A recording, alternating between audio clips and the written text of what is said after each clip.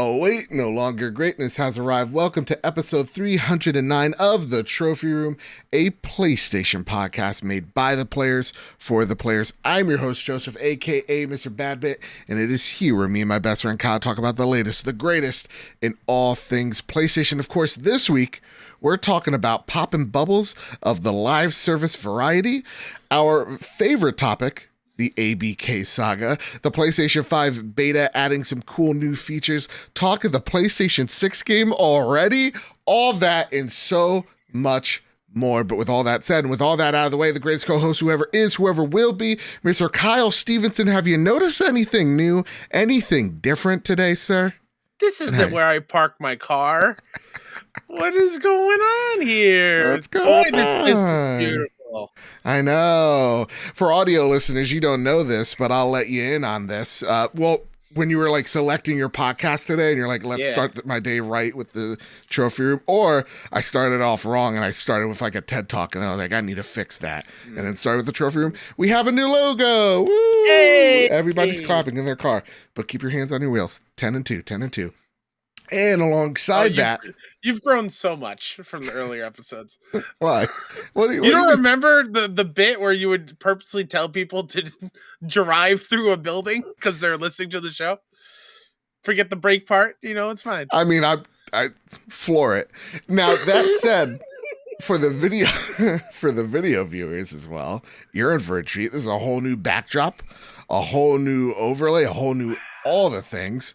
I want to thank our good buddy Zach from Reflection Co. for building all this amazing stuff for us. The new intro, graphic, everything is just, it looks really good, Kyle. Oh, so good. And if you're wondering, like, man, I would love to wear some of that stuff. Coming soon.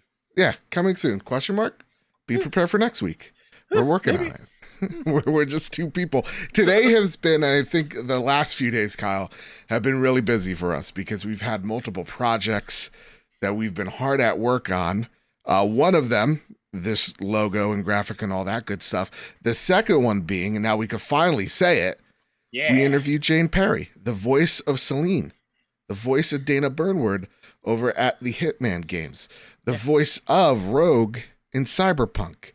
We talk all about her role in games, acting, and all that good stuff. She was in movies with Daniel Day-Lewis. Yeah. And Tom Hanks. And a Keanu. It's incredible. Jane is such a wonderful, lovely human being. We had a great time talking to her, and we cannot wait for you to hear her talk about her job of Celine and Returnal next week. Yeah, so amazing. What a wonderful human. And it's to celebrate Returnal's PC launch. So, yeah, a whole bunch of great stuff happening, not just this week, not just next week, but in the weeks to come. Again, we got a lot of stuff for you guys. Patreon.com/PS Trophy Room keeps that happening. With that said, Kyle, listen, this week's no slouch either. And this today, full of events. Like the first question of the night, it comes from Game Together Pod. They write in, just like you can too, if you head on over to the @PS Trophy Room Twitter or the Trophy Room Discord server. They say, or they ask, will any of you watch the Nintendo Direct? If so, and are you recording after the event, what was your most hype announcement / trailer there? So before we get into like our favorite things we saw from the Direct, our after show, guess what? We're gonna be in the Nintendo Nook. Okay? Ooh, okay. We're gonna do a rundown of all the things we've seen, because we've seen some things, game by game, step by step. So keep that in mind, Kyle. Yeah. What was, I'm gonna say, your top game and like highlight? Because I don't want to spoil the whole after show, Yeah, so I think my top game and top highlight are probably and did you watch it? I'm so sorry. Of course I did. Like, I love watching direct showcases, state of plays whenever they happen. Sony, what's going on? Where's the showcase state of play? Come on now. I'm tired of I'm so gaming. tired. I'm so tired. So I love doing that. Like when I am bored and I don't want to watch a movie or hop on a TV or something, I will just go back and watch people live react to old E3s Oh yeah. and directs and stuff. I just love watching that stuff. So of course I watched today. My highlight in my game is one. Like I said before, is one and the same. It's the Game Boy announcement. Yep. Specifically the Pokemon trading card game. I have Oh really? I have such fond memories of that Game Boy game, of that, the thing that makes billions of dollars every year. Yeah. And how unfair that game is when the coin gets flipped, because it always lands against you. Yeah. That's how I learned to love Pokemon cards, was that game. Really? Yeah. So, and then afterwards I Wow. bought a whole bunch. So I love the fact that they are now embracing the Game Boy. And hopefully we get a ton of really great Game Boy library stuff, because there's a lot on there that's just fantastic. I mean, like, just give us the original Pokemon games. Yeah. And just don't. Yeah, come on. They have a treasure trove over there, man. I mean, like, they got the really Minish Cap, which is a Zelda that I've been wanting to play. It's there now. They got a few Game Boy Advance games as well. Like, they got, I believe, the original Fire Emblem there. And the only good Kirby game, I'll say it right here, the original Game Boy one. That is the best Kirby game. God bless.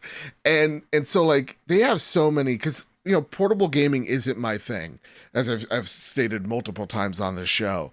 So, like, the Vita, as much as I loved it, it wasn't, like, my favorite handheld. It was something that I appreciated a tremendous amount, but with me in portable gaming, it was just like I could play this for about 30 minutes, and then my ADHD brain goes somewhere else, where I feel like the Vita in some respects and then the Game Boy were the only handhelds that really captivated me.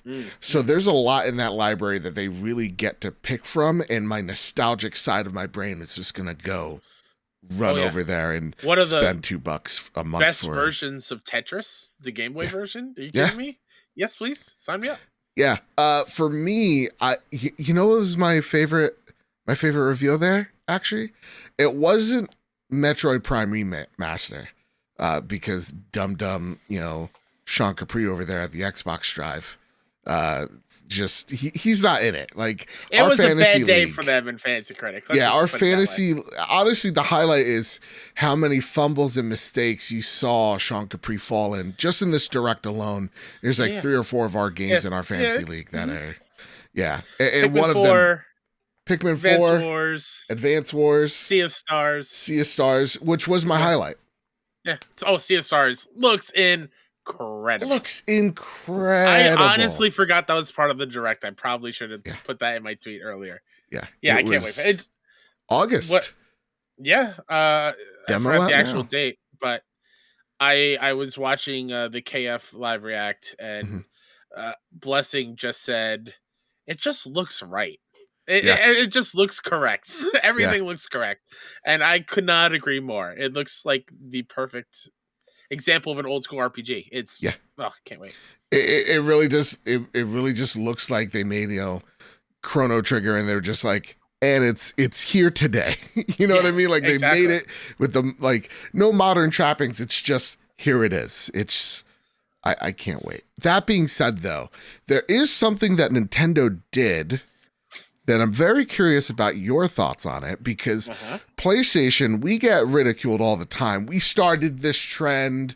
It's because of this that games are so expensive now, blah, blah, blah. Sony. Definitely not 2K who started it. But definitely not 2K or Activision or Ubisoft, all of which have their games at $70. But Nintendo has joined PlayStation and the industry at this point with $70 games, with Legend of Zelda Tears of the Kingdom being a $70 game and the collector's edition being $130. I want to know what your thoughts on it are, because, you know, this isn't like they came out with the Switch 2, a new piece of hardware that pushes games forward. This is just a Switch game, a old piece of tech at this point, and now a new price tag. So I want to know your thoughts here, man, because a lot of people, I'm seeing everyone kind of all over the place here. I mean, my stance on this historically is the same here, where it's about time games raise their price because it makes a lot of money to make a game. Sure. And yeah, that is a bigger price tag. It might hurt the wallet a little bit more, but like that's kind of like the world we live in now. Mhm. So you kind of have to live with it. But however, since Nintendo is doing it, they better damn well put games on sale way more often than they do. The fact that I can still, if you never played or bought Breath of the Wild, the original game, which was a launch game, Yeah. that's still a full $60. Yeah. Like they rarely go on sale ever. Ever. So I know it's kind of tough to say that because this is a game that's not even out yet. Sure. But everybody's bank account's hurting. I get it. There's so many Nintendo games that I've held off on buying still because it's just too much money. Yeah. For me, I think it's, on one hand, it is ridiculous. And then on the other hand, you'll always have the comment will go, well, actually, the gaming is more, affordable than ever before. And because of inflation and all that. And to me, it's just a sign of the times. Inflation's hitting worldwide. It's not just here in the States. It's in Europe. It's in Asia. It's everywhere. And you're seeing prices go up accordingly because of that. And that's a sucky answer. It's not the answer that I want. I feel like they should be taking the hurt on it, but it makes sense in that department. Though, do I feel in my heart of hearts it's right? No, because to me, there is no tech being, pushing the software forward.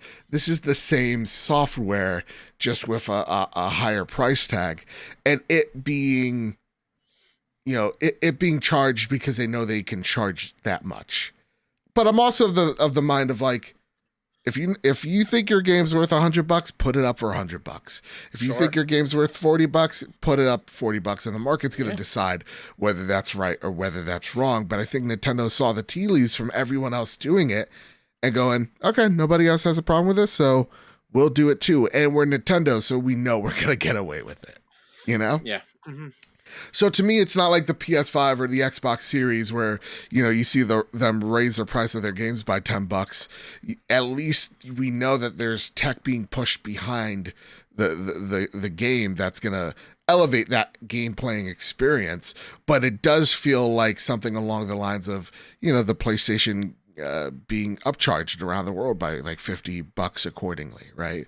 So to me, it's a mixed bag. I am not a fan of it, but I think at the end of the day, Nintendo knows they just get away with everything. Yeah, and they truly do. And I still see some people are interesting online, not coming correct and just going, well, this is actually Sony's fault because they're the ones that started this. It's like, all right, well, not true, but okay. That said, Kyle, listen. How's it feel like, Joe, being a fan of the worst video game company ever made? Yeah, right. Isn't that like everybody's like, we're the worst? The general consensus that I see online is just like, PlayStation is the worst place to play. They don't have their games are all the same. Yeah, over the shoulder, third person perspective, compelling everything's stories. A movie. Too many cutscenes. I know. I don't know. But here we are. Here we are having some of the highest selling, highest critically acclaimed games and enjoying our platforms. Isn't that strange? Getting to talk to people like Jane Perry about her performance in one of those games. Like, come on. Come on. All right. A little saltiness aside, it is time for a little bit of housekeeping. Again, look at the new logo. Look at the new stuff. Oh, we're happy here. I'm very excited. It's been a couple of months since we've been working on this. So make sure, please, we put a lot of hard work, a lot of effort into making this show the best we know how. It really does mean a lot if you rate us a good 5 stars over on Apple Podcasts. If you like this video, if you subscribe to it on YouTube, if you're a YouTube watcher, or if you're a Spotify member, go on your mobile device, rate us 5 stars there because it really does help us out. It grows this channel and this big, beautiful family that we call home here at the Trophy Room. And I want to thank our patrons this month. Our newest one, DJ Hercules at the 80. Oh, sorry, DJ Hercules 89 at the Bronze Plus tier. I want to thank our platinum producers, Todd Burwitz and Toxic. I want to thank our gold members, Brad Presnell, Brent Gillian, Jedi Master Ren, Cowboy Danger D, Jonas Young, Jose Jimenez, The Green Gorilla Gamer, Chaotic Monkey, Millennial Falcon Gaming, Rayuko Kill 90, Sith Lord 92, Spammin' Bammin', Stephen Flesh, and Strubles and Bits. I want to thank our Silver Plus members, Awesome Dave, Cypher Primus, Baldrin, Darth Simon the Pie Man, Daniel Welsh, Elo 2032, Jesse Garcia, JB the Purple Monkey, Hide Indoors, Anakachaka, Katie, Kevin Mitchell, Kevin Diaz, K Grim, Lamb Chop 93, Marcus O'Neill, Androsor, Astronaut Jr., not to be mistaken with Astronaut Senior, Rick Arrington, Dewane Raksha, the Aztec King, Robbie Bobby Miller himself, Brenton Zachary, Brenty Blob, Bubble Boy N7, Captain Logan, Final Fan XZ, Hambone, JD Dillinger, M9 Prime, Stone Cold ET, Tino 6 Speed, M Kyle, H85, and Johnson and Sean McKenzie. It's because of your generosity over at patreon.com/PSRoFU. It's the reason why we look so good. Ooh, we sound so great. It's because of your generosity. So if you ever got you through a long car ride, a tough day at work, please, please, please, it really does mean a lot if you toss a buck our way. It really does keep the lights on and keeps us doing some really, really cool stuff, which I feel like we constantly prove every month. They're like, here we go. We throw it all back into the production of the show. We make sure that we have the best equipment available. We make sure that when our equipment breaks, we got backups. Like, all of it here is really because of your generosity. We couldn't do it without you. But now it's finally time, Kyle, to square up the news. That was an impassioned square up the news show. 'Cause I'm tonight. Ready to go. Over at GameSpot, Mark Delaney writes, the live service game bubble looks ready to burst. Fortnite is several weeks into the first season of its fourth chapter. In real time, it's been going strong since the summer of 2017, and though Epic doesn't share player counts by any available metric, it seems to still be doing incredibly well. But in the live service world, Fortnite's success feels increasingly rare. While there do exist other major successes in the pocket of the games industry where studios operate one game for years on end, many others are closing their proverbial doors for good, which is extremely scary both for players worried about gaming history and future developers concerned with the trends they may be tasked with chasing. Can live service games survive modest successes, or must they all be as massive as Fortnite to make it? According to Velan, more than 12 million players jumped into Knockout City in its 2 years on the market. While that includes months in Xbox Game Pass and a year as a free-to-play game, it boggles the mind to think that even a fraction of those players who are buying into the game's Brawl Pass and optional cosmetics couldn't keep the game going. Most games would love to boast player accounts of the sort, so for Knockout City and games like it to sink despite 12 million players giving it at least a try suggests development teams either have unrealistic expectations to meet or the in-game content for sale wasn't eye-catching enough. Knockout City isn't the only one either. In January alone, we saw the teams behind last fall's Brawler Royale Rumbleverse, Apex Legends Mobile, Crossfire X, and even Marvel's Avengers announce closures that each feel premature when compared to their original visions. If Marvel can't survive, maybe there are deeper issues in play here. But even in the best case of a game closing, where the developers' jobs are safe, the disappearance of these games is a devastating blow to game preservation. For many games, living beyond their server closures will be limited to YouTube videos and first-hand accounts from players who got to experience them. We might even live in a post-Fortnite world someday, but it would seem to come on Epic's terms, not the competitiveness of the live service market. So few consider top that mountain, but for Fortnite, Warzone, Rocket League, and a handful of others. There must be at least some space to survive between industry-defining hits and games hemorrhaging money. From the outside, games like Sea of Thieves, Genshin Impact, Rainbow Six Siege, Warframe, and more seem to have built up communities that can keep them going strong. And yet it feels like so many more come and go, even with fans of their own, tearfully seeing them off. So this is actually a really awesome feature that I shortened down a little bit. And I suggest everybody give it a read. Again, Mark Delaney over at GameSpot. Because over the past few days, we've seen a number of live service games, battle royale games, kind of go the way of the dodo bird. You know, Rumbleverse being one of the big ones that literally launched back in August, and it was to huge fanfare. Apex Legends Mobile was in development, and it died. Crossfire X, okay, and Marvel's Avengers. Marvel Avengers, shuddering. This is pretty crazy stuff. And Knockout City 2 was nothing to scoff at. I loved that game, but these games didn't make it. And M9 Prime writes in with an amazing question. They write, with the recent announcement of Rumbleverse and Knockout City being shut down, do you think live service games trend is dying down like the Battle Royale games did before it?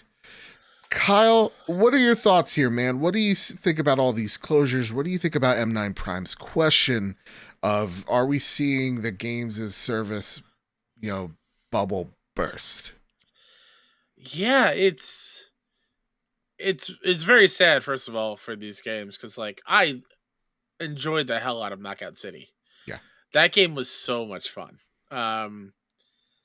It, to me, the first thing that pops in my head is it feels like everybody wanted a live service game because they see the successes of the big dogs and they can see the potential of income coming in, right? Like a steady fan base. And once it never got to the level where they were expecting and hoping, they kind of, that's not the word. I don't want to use the word giving up, because nobody ever wants to give up on something that they built and created, but realize that maybe their time and resources are better used elsewhere. Yeah. It's unsustainable. Yeah. So it's a super bummer of a thing to read and hear, because even as a non-multiplayer live service person, traditionally, like there's some here or there that I love. Yeah. It goes back to like why I'm such a huge physical media owner, and like I want to preserve the history of the games that I play and I love, and these get shuttered down. There's no way to play them unless somebody goes buys a server and hosts them or something. Like, I don't even know if that's possible. It's probably not. Oh, it is. It definitely is. Yeah. So like, I know a few people that work on City of Heroes, and City of Heroes has been closed down for like, I think well past like a decade now. And there are actually people that have servers and are actually making original content for that game. They're mega fans. That's awesome. Right? Yeah. Yeah. And they're preserving it in their own way with even the okay of the developer as well, which is really awesome to see. And very important too. Very important. It's also important to note the games that are closing here. So, Rumbleverse, and first off, all of it's sad. I'm not trying to like downplay any of it. These games being closed, there means probably someone's being laid off. There's refocusing. There's people that, this was a dream to them, right? They're passionate about it, and that's dead. And that, I know that feeling all too well. It's not a good one. But at the same exact time, when you take a look at Rumbleverse, there wasn't much fanfare after the original jump. When we take a look at Apex Legends Mobile, I'm not quite sure where that was in development, even if it came out. So that kind of goes to show where that game was.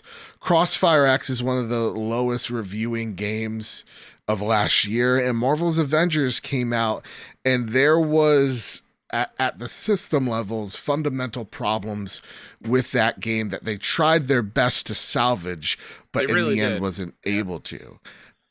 So when I see a lot of these games, I'm like, okay, so a lot of them were okay or just not great. And the one that hurts me is Knockout City, because I think that was a legitimate great time. A lot of these games, it comes down to gameplay loop. Is it going to capture someone for a very long time? Because to go to M9 Prime's question, yes and no. Like, games as service, are they going anywhere? Are they going the way of the dodo? No. You're going to see more companies try, for better or for worse. You're seeing Ubisoft kind of double down with that logic, because games are getting way more expensive to make. Jeff Grubb put out a tweet, and it's like, we're coming to the point where games need to sell close to 10 million units for them to be just successful. So there's a bigger problem here where games are costing way too much money to get out the door. And I think when it comes to games as service, a lot of people see, the dollar signs and they're like, we could do that. Like, we got Call of Duty. We got this important IP. We got this cool IP right here that there's a huge fan base, which means there's a vein that we can tap here and we can help fund other projects for our group. And sometimes that's the case with games like Call of Duty, but sometimes you got your Marvel's Avengers. And I think some people, like the indie-ish studios out there, like Knockout City was, a small team, goes, hey, listen, Fortnite existed. Nobody knew what that was. That was a failing game before it was a battle royale. Why not us? And I think that is the bigger of the risk of like just creating the IP and hoping and praying to God that it succeeds. Because to me, at the end of the day, there's only a few and far between that actually come out. You're vying for so much attention, and these You're trying games to get a seat at the table. Yeah, the table's full. And when you have these already huge games like your Fortnites, your Destinies, your Warzones, these massive games, it's so hard to get something that is that can pull up a seat to these games. Like, look at Halo. Halo's a great example of a fundamental, at its core basics, an amazing shooter. Amazing arena shooter. And I would argue to anyone, it doesn't matter that it was arena-based. A lot of people are like, oh, it's past its prime. No, I don't think so at all. I think there were so many people that loved it, but there wasn't enough hooks in it.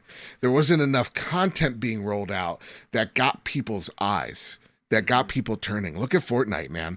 The Witcher came out yesterday. Everybody's on it to go play and go get The Witcher. Destiny's expansion system consistently works and pays off for them. Overwatch is having an anime crossover. Hell, Fortnite's having an anime crossover. Everybody's speaking Spanish and yelling. Even Warzone gets like action movie stars in it. Exactly. So, to me, there's a balance between content management. There's how we roll out content. Is the hook there? It's a magic combination that not a lot of people are able to tap into, unfortunately. Yeah, so I don't think it's a bubble that is bursted. I think it is the harsh reality of it's really hard to break in here because you need a perfect formula to stick around. I'm sorry, Kyle, go for it. No, I was just going to say, like, I think what the big guns got right, the big games, the Fortnite, the Warzones, the Sea of Thieves and everything, when they add things to the games, they're meaningful. Yeah. And the rewards are meaningful and fun to get. Whereas I think why some of these other ones failed and have to close, like, when I think Marvel's Avengers, why not have multiple heroes? Yeah.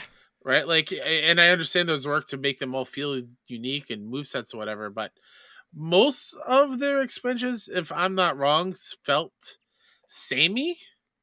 To a casual fan. I bet the hardcore Yeah, I know, but like, yeah, but like, why couldn't we get other heroes like Captain Marvel or like Guardians of the Galaxy characters show up in the expansion pass and stuff like that? So it comes down to, again, that content pipeline. Yeah, I bet, yeah.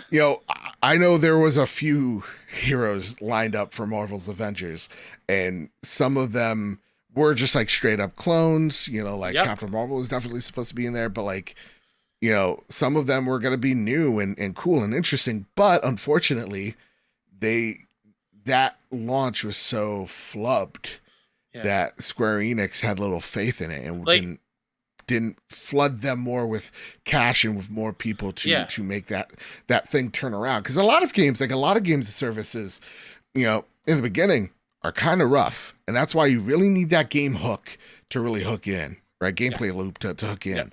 And if you don't have it, man, people just leave. But if you have it, people will be a little bit patient for you. But in cases of that, it really comes down to like content pipeline type of work.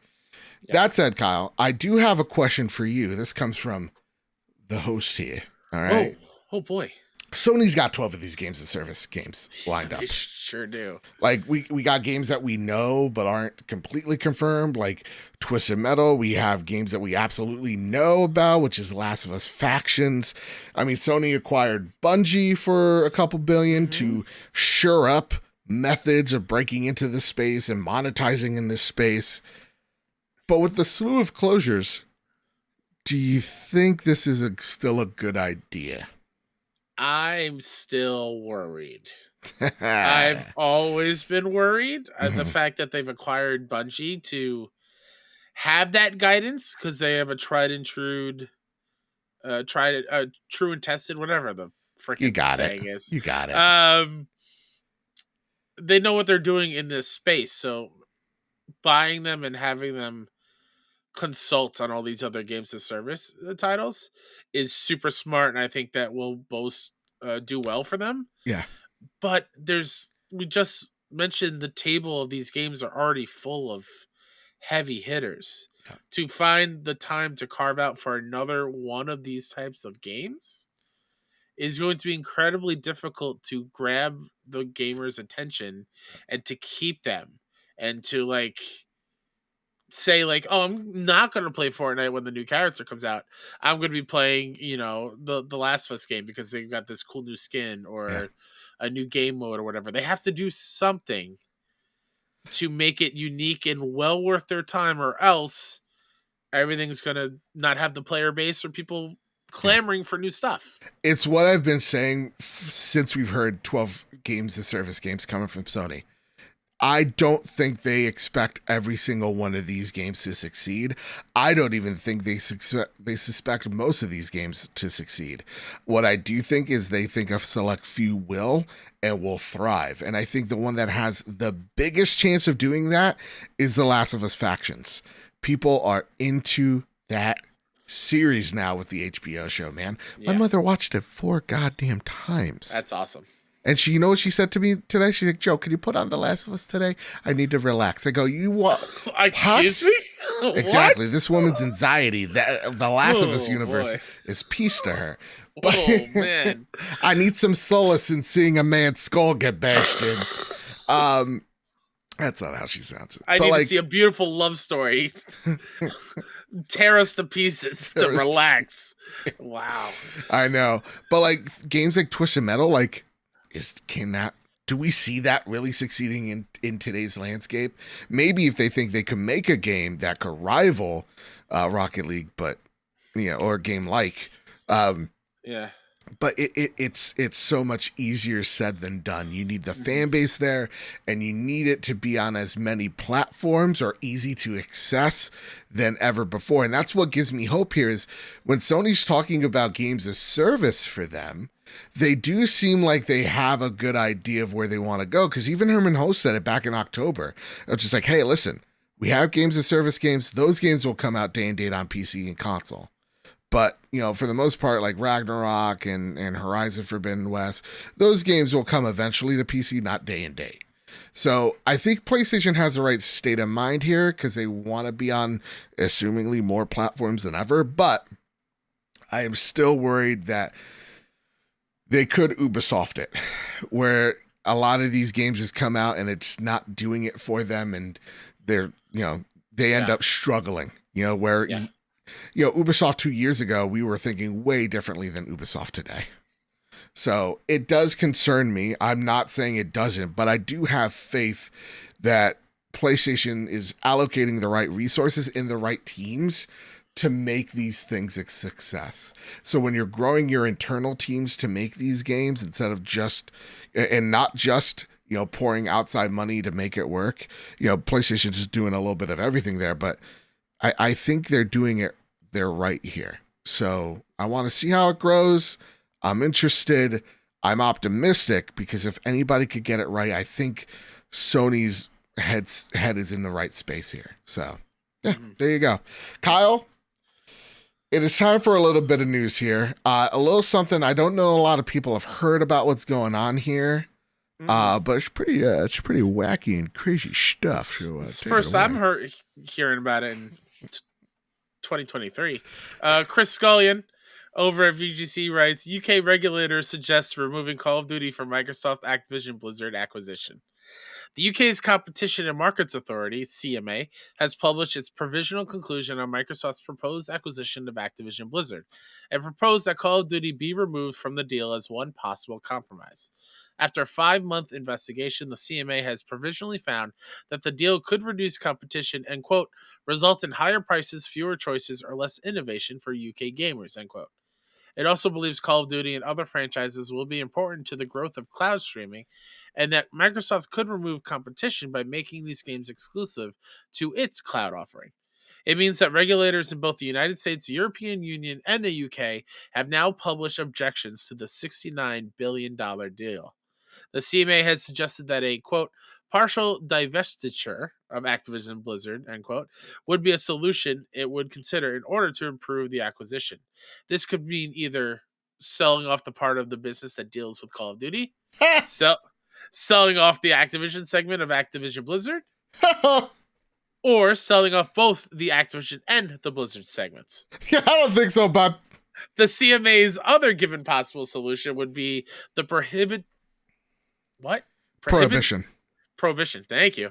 Of the merger altogether, it said. The regulator states that Microsoft has informed it of its commitments to keep Call of Duty on rival platforms, such as PlayStation and Nintendo Switch, and says it would potentially consider this kind of remedy, but that it would prefer a structural solution such as removing Activision from the deal altogether, as it requires less ongoing enforcement.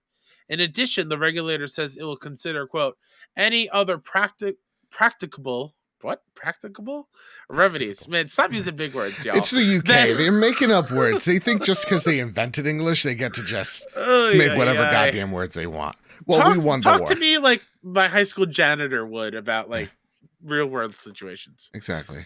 Or any interested third parties may propose that could be effective in addressing its concerns. The CMA is now inviting responses from interested parties to its list of proposed remedies by February 22 and responses to its provisional findings by March 1st. Now, the CMA's final report is due by April 26th. Now, here's some updates, some figures by Christopher Dridge over from GameIndustry.biz. In the CMA survey, okay, because all this is again, some pretty wacky and crazy stuff. But here's where we get to the data. All right. Y'all wrote in your little love letters. Dear Stan, you still ain't calling CMAs. Please block this. But, you know, their surveys have come out and said this. PlayStation gamers, 88% of them said they choose Sony's console because of the availability of one or more games. Of that 88%, 73% said it was Call of Duty that influenced their decision, while 69% said that they picked PlayStation for Sony exclusives. 45% cited GTA 5, and 24% of Call of Duty PlayStation gamers that the CMA surveyed said that they would leave the console if Xbox made the franchise exclusive. And lastly, the key issue I see is with the regulators' concerns about the future of games, such as cloud gaming and subscriptions.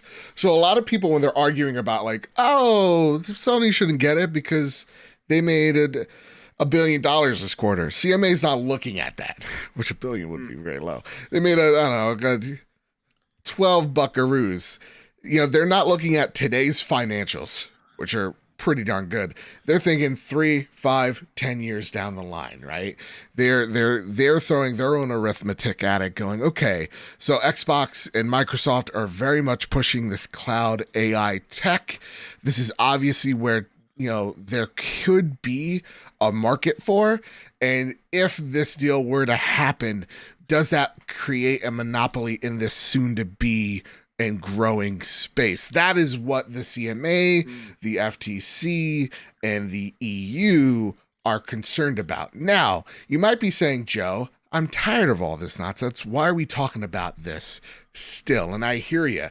It is 2023, the year of our Lord. But the reason why we bring it up here is because this is actually the first significant news of the year when it comes to the Activision Blizzard deal. And we're going to bring it up when the FTC rules and the EU rules. And what we're seeing here is huge in the aspect of the CMA is telling Microsoft it's could be solutions to this deal, saying you either sell off the business that deals with Call of Duty, you either sell off Activision Blizzard segment, or you sell off Blizzard.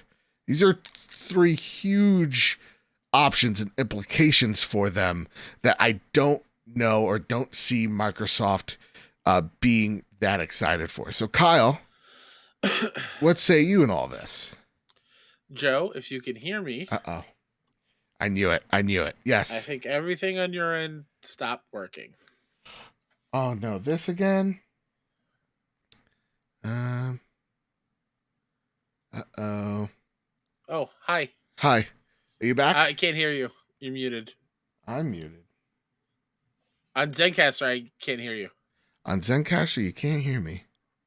Hold on. Talk again? Okay, I'm talking again. Now we're good. That was weird. Very strange. Could you write that down for me?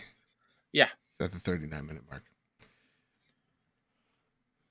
And the reason why this is huge is the CMA's way of making this, or the remedy, is you guys have to sell off pieces of this company or the IP itself to make this deal work.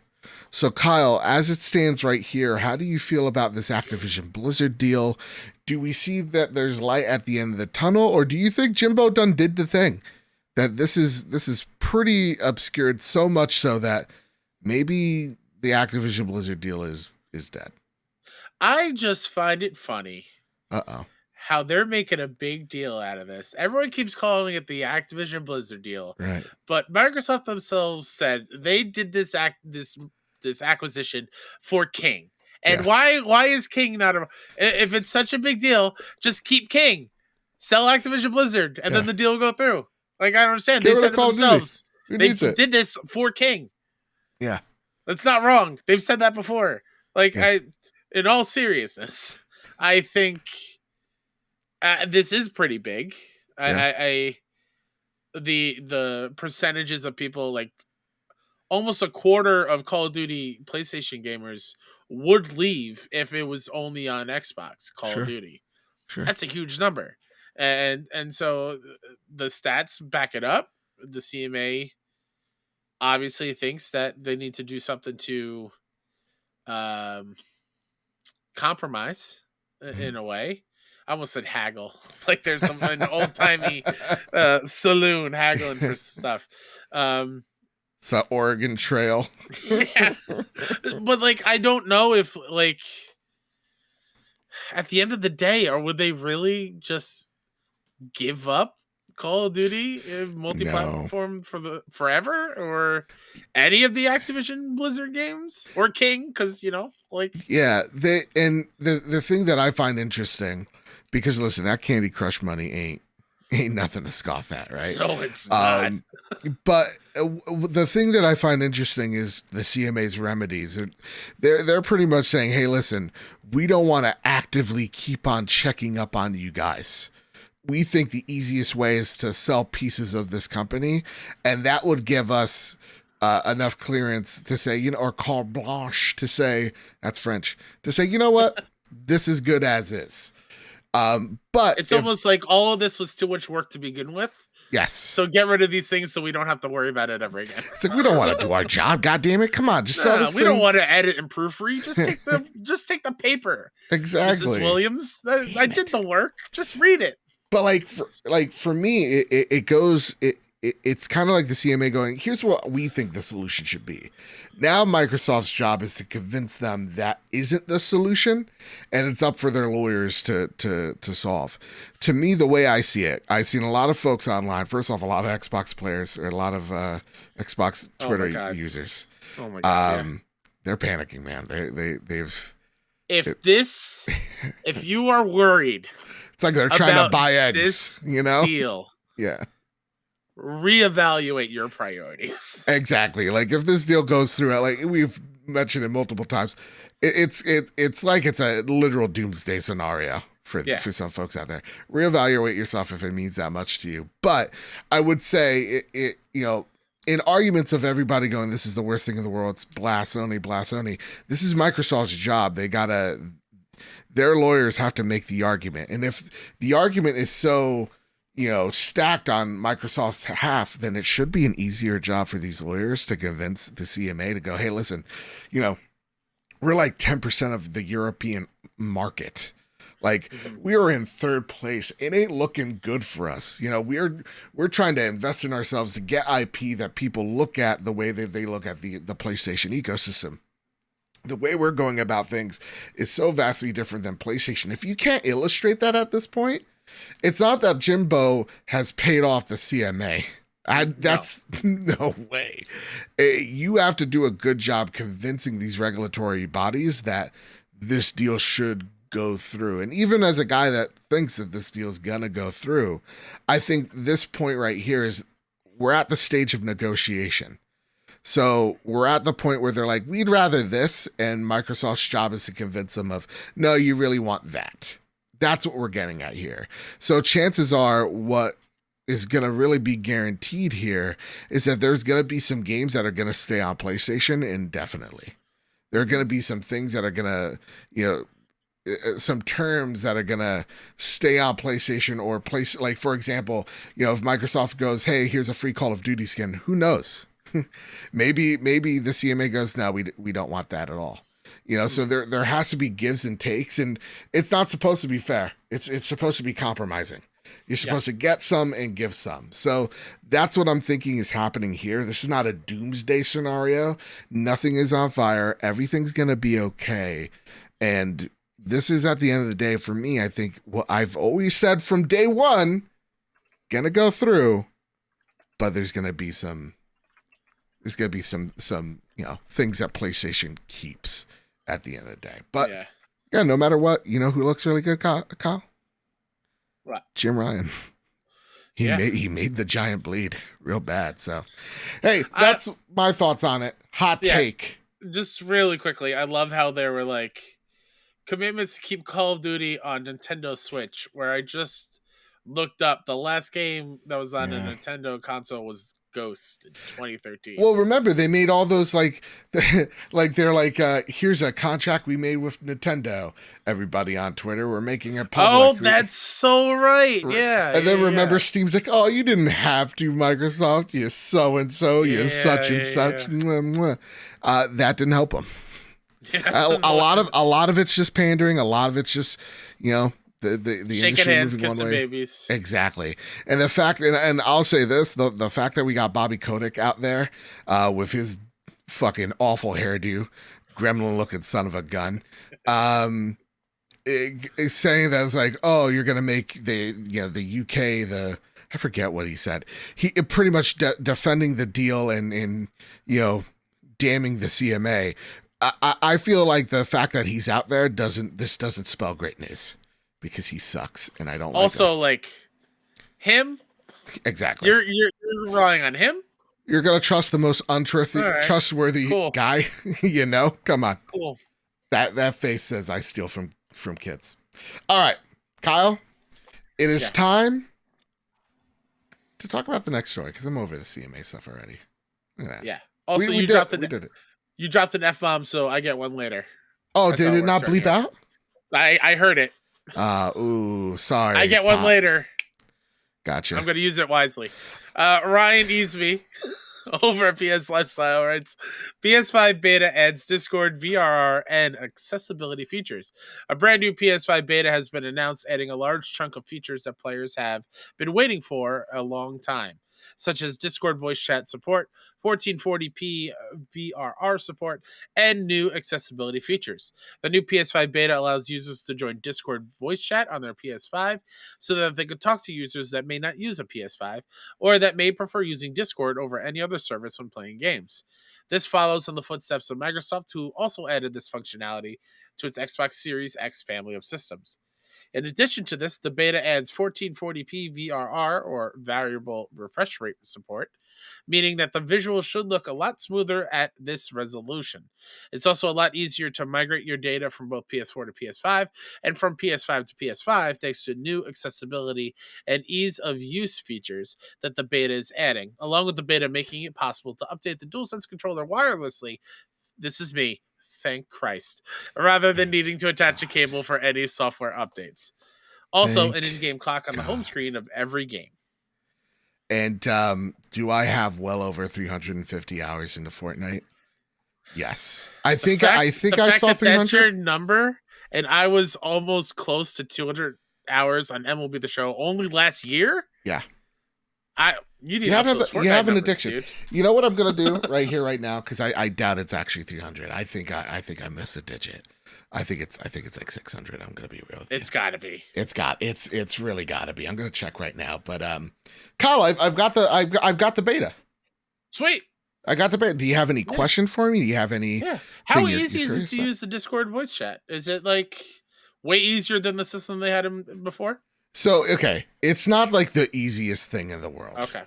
It's definitely. Can we use it in our Discord easily? Yes. Yeah, it's definitely, you have to use, so the reason why it's not as streamless or whatever, seamless, is because you have to use your phone. So you link your Discord the app. Nintendo method. Yeah, kind of. You link your Nintendo. You got me so good, you son of a gun. You link your Discord app on your phone with your PlayStation. Okay. And then on your phone, you go to, the chat room that I want to be in, right? And then it says link with PlayStation 5. You click that button and bam. Oh, now your Discord party is on your PlayStation 5.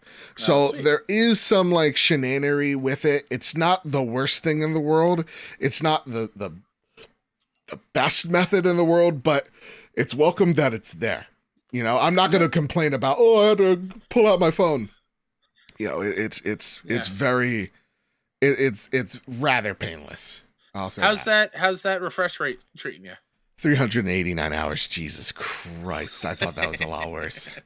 Let me just see Call of Duty right now real fast. Is that only on the PS5 version? I wonder if the PS4 version has its own number.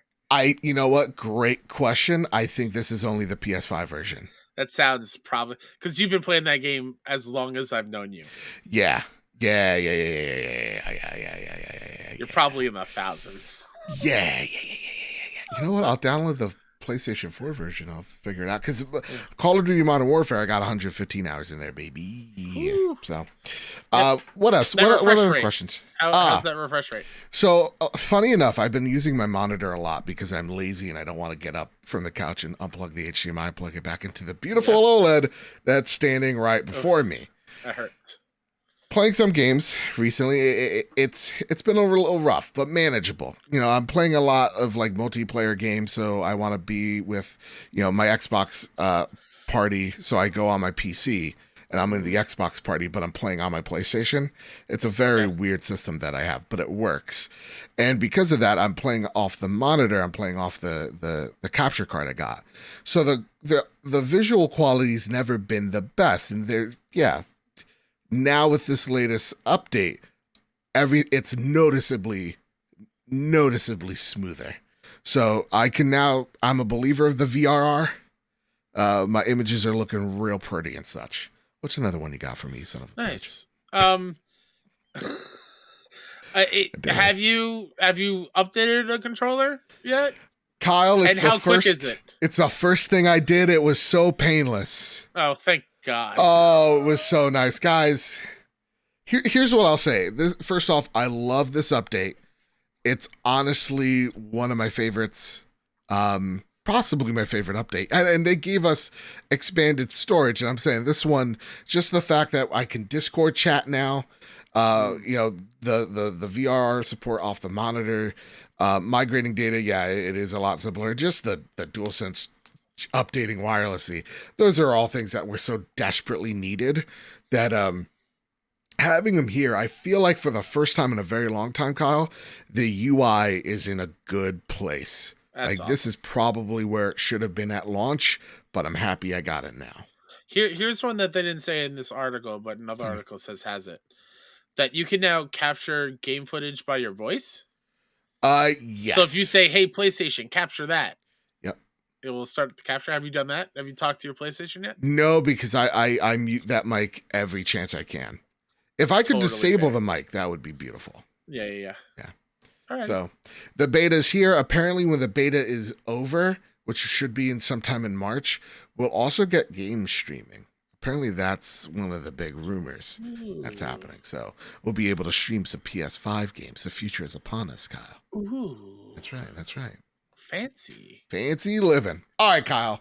Enough of that. It's time for the last silly bit here of we news. go. PlayStation 6, baby. All aboard. Ooh, it's shaped like an orb, like they promised. This time it's a pyramid. Nick Tan over at PS Lifestyle writes, The Last of Us Part 3 rumored to have PlayStation 6 in mind. A new rumor claims not only that The Last of Us Part 3 is in production, but that it will release on PS5 with, quote-unquote, PlayStation 6 in mind. Apparently, according to an anonymous source from Sony, the company has the next The Last of Us game already slated as in progress. This rumor comes from a site called theleak.co. Oh, I believe it. Which previously leaked the release date for the slimmer PS5 that was verified by known insider Tom Henderson. This rumor goes against a prior statement from Neil Druckmann. According to the leak.co, the source that broke the initial leak of the slim PS5 is also responsible for this info as well. The site speculates that The Last of Us Part 3 will most likely release on PS5, but given the lengthy development cycle for games nowadays, it could also launch on PS6 as well. If true, it would mean the game is scheduled to release near the end of the PS5 lifecycle and then receive a PS6 graphical upgrade after that point. Of course, the game could also launch on both PS5 and PS6 simultaneously. Joe, I hate this news so much. I'm so upset. It feels like I just got a PlayStation 5. We're getting VR2 in 2 weeks. Yeah. Stop it. Do you think by the time PS6 comes out, we'll have a showcase? Oh, God, probably not. Yeah, I know. It hurts. God, it hurts. Obviously, sure, they're probably already thinking about the next console because that's every place other than Nintendo, it seems like. Yeah. But just let us play the games we have now. I'm not ready for a whole nother console cycle. Can I swear? Can I cuss? You already did earlier. Go for it. Good. News flash. They've been building it this entire time. Why is this news? I don't know. Okay, so this is what happened. And I could tell you who I know the leaker is. Whoever the author was of the leak.co. Because this news came out hours after the last episode of The Last of Us episode 4. It just so happened to fall right here, right now. Right? So to me, I saw the way I think about it is they're like, hey, this is a relatively easy quote unquote leak to leak out here because obviously this is true. Last of Us is one of their most important IP. Yep. It is getting a season 2, possibly season 3. And let's be honest, after that second game, you need another season of TV. So of course they've probably been working at this game for a while now. Yeah. So this Doug isn't has news. What, 3 titles, right? Yeah. 3 titles it's currently working on. Yeah. And this is undoubtedly one of them. So to me, I'm like, this is the safest thing in the world. I saw a lot of people talking about it. I'm like, I guess we have to talk about it too because we do cover PlayStation. But yeah, this is obviously coming out, but this is not PS6, guys. Come on. And this is how you also know it's a fake rumor because it gives itself so much leeway. It's like it's from here till maybe 6 years from now. Exactly. It's like, come on now. We're working a lot here. You really don't think after everything we've learned about Part 2's development, where a few months after the first game, Neil already had an idea for it, the second game. You don't think that it happened after Part 2? Where a few months later, him and oh my God, is it one Hallie of the writers or Haley? sat down and be like, hey, this is where we kind of sort of have an idea for a part 3. Yep. Absolutely, that happens. Absolutely. Eric Williams and Corey Barlog got together shortly after God of War 2018. I mean, Corey knew how this game was going to end. Exactly. Of course it's in the plans. Of course they talked about it. Yeah. And let me tell you right now, I don't know if it's because the HBO show is in my veins. I can't wait. Yeah, I know. Give me another game. Give me more story in this universe. Yeah. Come on. So there you go. Of course it's real, but not the leak. It's a very strange thing. It's like, of course it's like, guys. All right, here's actually. Oh, I'm hearing something from my headphones. Kyle, have you heard this? Have you seen this? Oh yeah, the production truck. Yeah. No.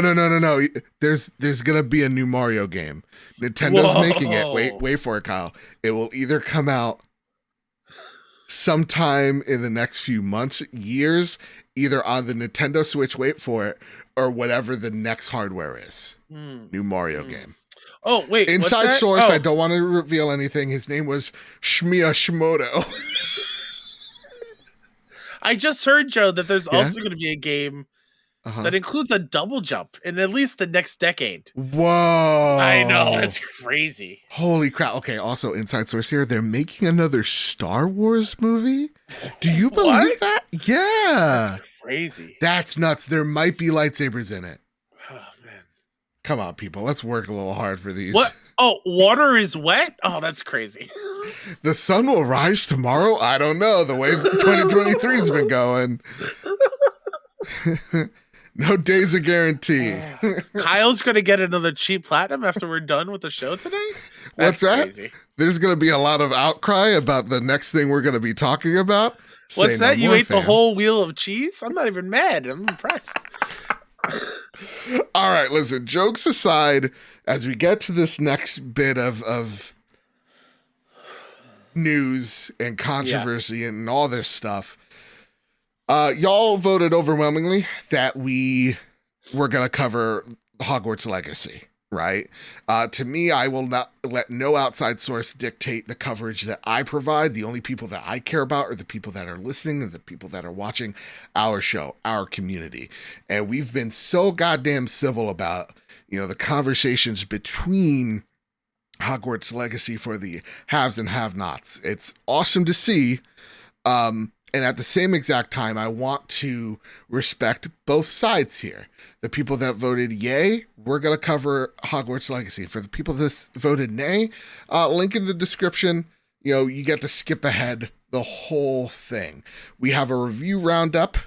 And you know what, Kyle? Let's take it one review at a time. We'll switch it up a little bit. So take it away.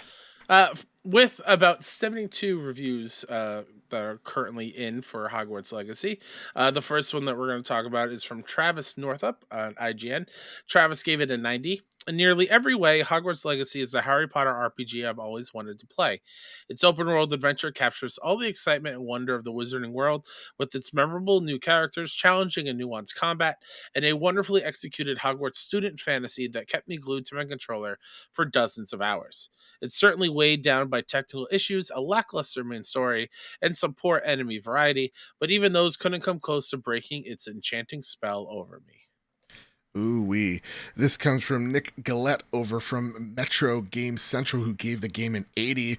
A truly wizard RPG whose historical settings frees it from the limitations of the books and films, and with an open-world experience that entertains no matter how you care about the source material. Josh West over at Games Radar Plus gave it a 3.5 stars out of 5. Hogwarts Legacy is a solid first attempt. If Avalanche can be accused of anything, it's that the studio has tried to do too much all at once. Something was always going to give between the massive open world, the messy RPG economy, exciting action combat, and adventure story that wants to cast you as a hero with homework due on Monday. I feel that one. Guardian, this comes from Kaz McDonald, who gave it a 3.5 out of 5. Hogwarts Legacy starts to feel like a countless open world games of the past decade. Once you've been playing it for more than 15 hours, however, it feels like the games you've been playing once you get past the 15-hour mark. However, you get to ride a hippogriff. It's those magical moments that in setting that rescue it from mediocrity. But if the wizarding world still has you under its spell, I'll butcher that a little bit. I added it because they just said, however, you ride a hippogriff. Yeah. And I'm like, dope. And I just want to say out of here, all the reviews seems like it's overwhelmingly positive. Mm-hmm. Though there was some question about it. And in truth, not a lot of the big sites got codes for it. We didn't get codes for it. At launch,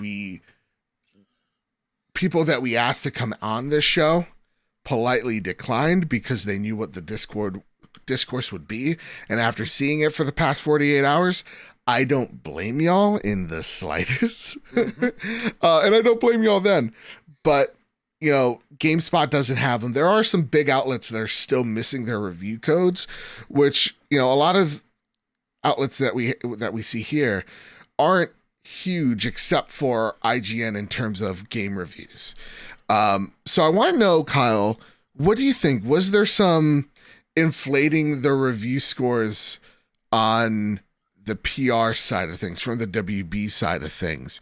Or do you think that it's shaping up to actually be something quite special? I want to know what you think here, because a lot of people have accused it of there's some shady PR stuff at play. Yeah, it seems like, again, this is the consensus that's on the internet, that the people who got codes are the ones that were okay reviewing and talking about it from the get-go. Sure. Is kind of what I'm learning, and there's some tomfoolery, possibly, who knows, probably not, about it. I do find it a little surprising that it's gotten such a high score with what I've read in some of the reviews. Okay. Just the fact, the story is messy, right? It seems like you're fighting the same enemy over and over again. It can be a little bit tiresome.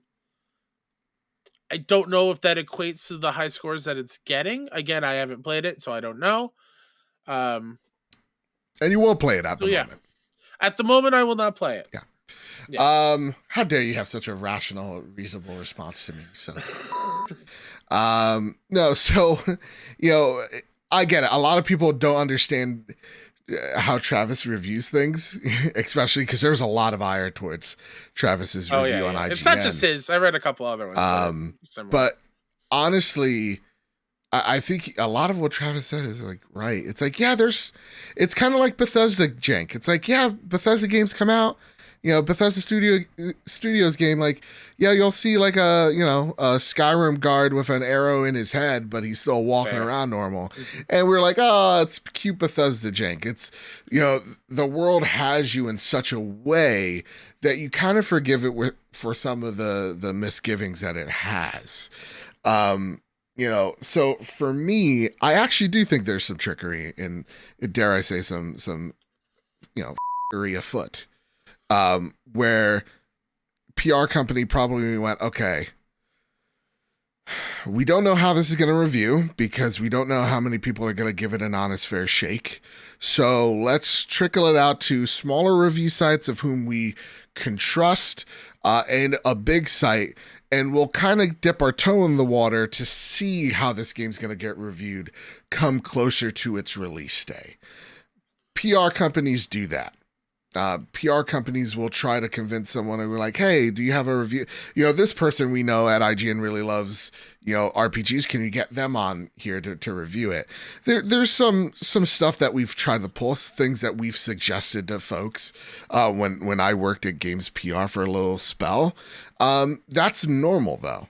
It is. It's 100%. And again, the people that you have to worry about the most is not IGN, because they're very upfront and very transparent of how they do their reviews.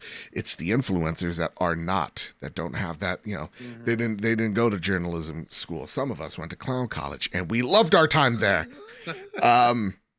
So, to me, I definitely feel this is PR, slow dripping the reviews just in case, because even behind closed doors, and I will say it out here now, we didn't even think this game was going to get a fair shake. I didn't.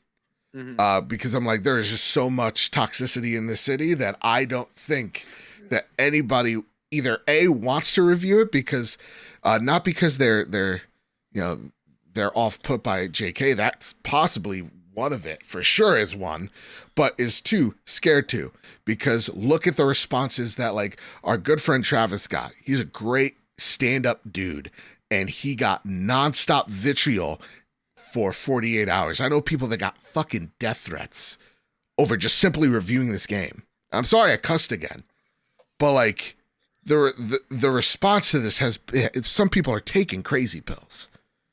You know, we've got a little bit of a review bomb as well on our podcast just because I said I wouldn't demonize you if you bought the goddamn game.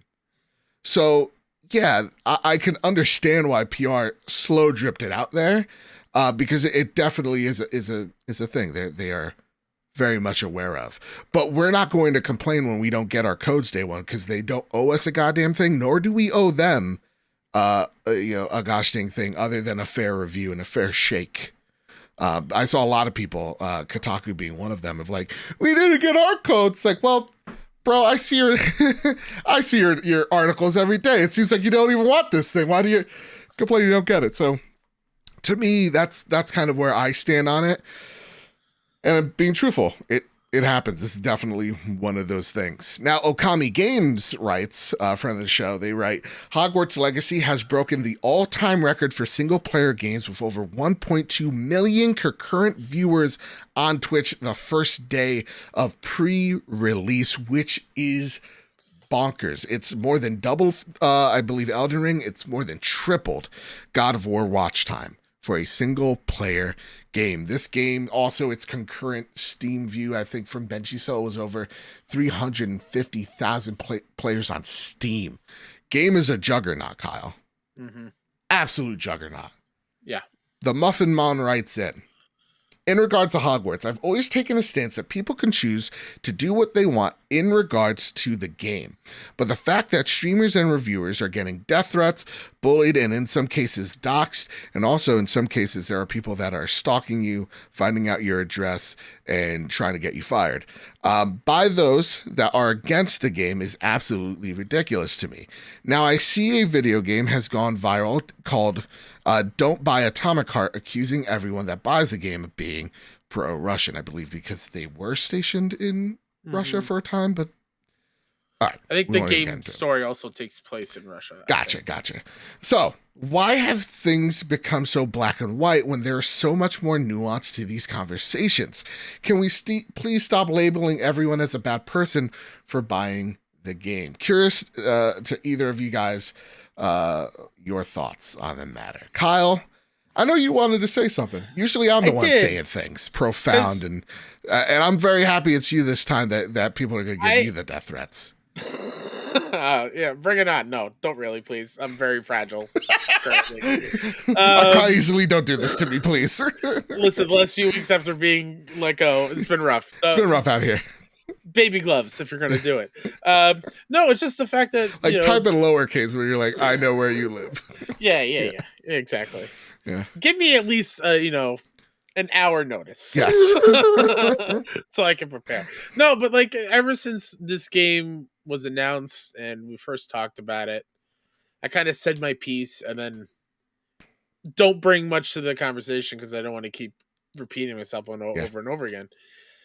I wanted to start this off quickly, and here I'm going to use it right here. Fuck J.K. Rowling. Let me be 1,000% clear. Yeah, she is an awful human being. What she brings into the world and puts out there on her platforms for her entire fan base to read and see is abhorrent. It is morally unkind. It's reprehensible. Thank you. It's not great at all. And to the trans community, if you're listening to this, and our friends who are trans, the LGBTQ community, I 1,000% understand why you are against people supporting this game and supporting JK. I 100,000% I get that, and I understand that this isn't the only battle you are facing. You are facing real world things where people are trying to take away basic human things for trans people, like Mhm. the fact that we had For a like full medication and stuff like that. medication gender reassignment surgery, I Yeah. believe that is the right term, Affirmation and surgery. Yeah. affirmation, thank you. Yeah. And Affirm. even like taking away their rights to use certain bathrooms in public places, like Yeah. there are real horrible problems that they are facing every single day. Sure. So I think a lot of people should listen to those and take those into account before you jokingly put on social media, "Oh, I'm buying this game for the lulz. I'm buying it Mm. because I don't care." I Mm. am a huge diehard Harry Potter fan. Mm. I love it. That world means it means so much to me. And to see people use that as a weapon against other people sucks. Yeah. Nobody should be on both sides of this, right? Like nobody should be receiving any sort of death threats for playing the game. Nobody should be seeing the clip of girlfriend reviews getting bombarded with threats and calling them homophobic Yeah. while they're playing the game and they're doing their job. They're some of the realest and kindest people in our space reviewing Yeah. games, and they've been such a welcoming presence. The fact that they are getting that kind of hate over this game, Sure. it's a fucking video game. Yeah.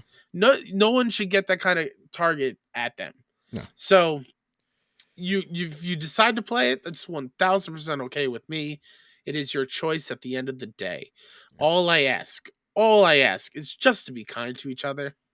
This is like Muffin Man was saying, like Kevin was saying, it is way more nuanced than just Harry Potter game bad means you're a bad person. Right. It's not. Harry Potter, the magic that Harry Potter brings to so many people's lives is something that you should hold close to your heart and celebrate if you want. Yes. Don't let one shitty person ruin that for you, and just be mindful of what the side that is asking you to understand is doing. Yeah. Like it's tough. It's been really shitty going on Twitter and seeing all this shit, man. No, Over a video game. Over Like video game. seriously. Yeah, no. Oh, I mean, again, I say that jokingly. Again, real Yeah. world issues, trans issues, way bigger than a video Yeah. game. I mean, sorry. No. I love you, Kyle, and I think you spilled what a lot of people are feeling, which is like, Muffin Man is so right. It is just such a multi-layered conversation that we're having that there is so much nuance here. So no, yeah, I don't hate y'all. I love everyone. It's just treat people the way you want to be treated. At the end of the day, it's simply that. So to me, I hate how the conversation's devolved into, or what it's devolved into, because it's been toxic all around. I saw people like the Snitch when they saw, the reviews, because they work at YouTube somewhere, and they came out with a video of Drag King, Voldemort at a drag show. I'm like, you're a piece of shit. And same with the guy on the opposite side of the aisle that created a whole list of anybody streaming Hogwarts Legacy, which caused people to get death threats, doxxed, emailed, letters sent to them, people calling up their jobs, asking for the people to get fired, like harassment all around by just simply playing a video game. So perspective is great. We're all going through stuff. And we need to treat each other better. Though the way that this boycott happened was ridiculous, and it was never going to work. The one thing that I always say is, if we're going to boycott this thing and be effective, is, again, take over a hashtag, create a website of illustrate the things that JK has said and done and supports to help educate people, because that's how you win at the end of the day. You educate people on the struggle. And if you just hold a stone behind your back and going, buy the game, I dare you. I dare you to buy it, because I'll toss this rock at you. You're not going to get anywhere with it. But if you just do some simple, smart, strategies of like, hey, every time they have a Hogwarts Legacy hashtag, let's take that hashtag and just throw an LGBTQ cause. Don't even mention the game, just mention the cause. That would have been way better. But instead, we just got a whole bunch of garbage and a whole bunch of people yelling back and forth at each other and hurting each other's feelings. And at the end of the day, we move away from the important thing, which is the people that are involved that are getting hurt from it. So, and not from it, but from this conversation. You push more people away when you antagonize. That's what I'm saying. So, be kind to everybody. Yep. Hope my rambling made sense. It did. I know mine didn't. I know mine didn't. I know I definitely went back and edited a large portion out because it made no sense. It was incoherent. But Kyle, all right, listen. I've played a bit of this game. I do have impressions on it. Would you like to know my impressions of said game? Of course. Yeah. So listen, I'm not a Harry Potter guy. Being the non-HP fan. So, as a non-Harry Potter fan, I know nothing of this. So what I may say could be a spoiler. I don't know. I thought the Deathly Hallows was a place. Apparently it is not. No. Okay. Not. I thought Dobby was his name. Dobby? Yeah. I thought that was just his race. I thought he was like the Jar Jar Binks. Oh. It's like one of them. Apparently is he an elf? Yeah, he's a house elf. So that's what elves look like in this world. I believe so. Yeah. That's nuts. So that's how much I know about Harry Potter. But entering this world, I can straight up tell you, Kyle, this is your Star Wars Jedi Fallen Order. Mm-hmm. This team loves this universe. It bleeds on through. I bet I'd be understanding all these references, but instead what I'm getting is kind of mystery and wonderment. Like, they've done such a great job illustrating this universe, not crafting it, but illustrating it, where I actually want to know more about it. And they're feeding it to me in such a way where, as a casual person that knows nothing about Harry Potter, I know what's going on, and I know the stakes at play, and I'm interested to see how this story plays out. And there's just things that again, I get the sense that they nailed right. Like, Hogwarts is a living, breathing place. Like, I'm walking past it, I'm seeing pictures move and look at me. I'm seeing like knights in the background, like just like statues just kind of moving around and goofing off a little bit. I'm seeing like magical wisps run around the building. Like, this thing is alive. There's ghosts popping out of walls, but instead of it slamming you, they're giving you riddles and like just pretty much bullying you, like tossing your books in the air and calling you dumb via rhyme. There's just so much wonderment. It's awesome. It really is. When it comes to like the combat that they've made as well, they've done such a good job here of making it where, you get the common every AAA game has taken from Soulsborne, where you got your dodge, you got your parry, you got your sticky targeting, right? But they've done such a good job at working combos in with ranged abilities. Mm-hmm. So you're pretty much juggling your foes in the air. You're kind of breaking their stances. It's kind of like Ghost of Tsushima mixed with a Soulsborne in terms of combat, where, there's an enemy with a red shield, which means I got to break that shield with a fire spell. Mm-hmm. Right? And then I could toss them up in the air and do a chain combo to them. The combat is really well thought out. I'm really digging it. And I'm like 10 hours in. I'm nowhere near bored with it. And awesome. The world itself is drop dead gorgeous. Now, at the end of the day, though, this is a WB open world game, which is pretty much mirrored that of an Ubisoft open world, right? Mm-hmm. You're checking off boxes, but there's still so much to do that doesn't feel like the checking off the boxes gets redundant and tiring. It's actually fun. There's a lot of puzzles that you get to do and come back to. It's a little Metroidvania elements. How's the student life aspect of the game? Sometimes I just want to get out of math class so I can fight some goblins. Fair. No, the student life is just enough. It's a lot of onboarding in the beginning. It's like 3 to 5 hours. It's very dense in the beginning. I'll say that. But once you're out in the open world, you're like, okay, time to go nuts. And there's so much gear to obtain. And the really cool thing about it too is, like, let's just say you get a cloak, but it's like level 1, but it looks cool. You could transmogrify the cloak. Oh, okay. And you could delete it from your inventory. It'll just forever be there. Oh, I like So that. you can always go to it and mix and match. Again, there's so much here that I'm surprised of how much I'm enjoying it. And at the same exact time, it is crazy because the cast is so diverse. Like there's a brilliant black girl, which bravo, give the team at Portkey their flowers. They've got black folks' hair down so damn well, where usually it's an afterthought. You're seeing beautiful fades, beautiful curls. They got dreads in the game. Like there's just a lot. Awesome job there. You know, you got a very inquisitive Arab person there, and they're talking about their houses. And like I thought Hogwarts was the only one. Apparently, there's a whole bunch of them all over the place. And like you mean schools? Yeah, schools. What I say? Yeah, the houses. Game of Thrones. So like you got. I'm a big dummy. So like there's just so much mystery that I'm unwielding here with this diverse cast of characters. It's amazing to me that JK wrote this because she's an evil person at this point, from what I hear. And there is also a trans character in the game. So it really is like Portkey trying to do their best to kind of give a middle finger to JK where they can. And that character is well written. They're not a trans person in the universe to be a trans person in the universe. They are a person. And so it's great that they're able to make a point and a stand where they can and make that character feel like a character and not just like a caricature.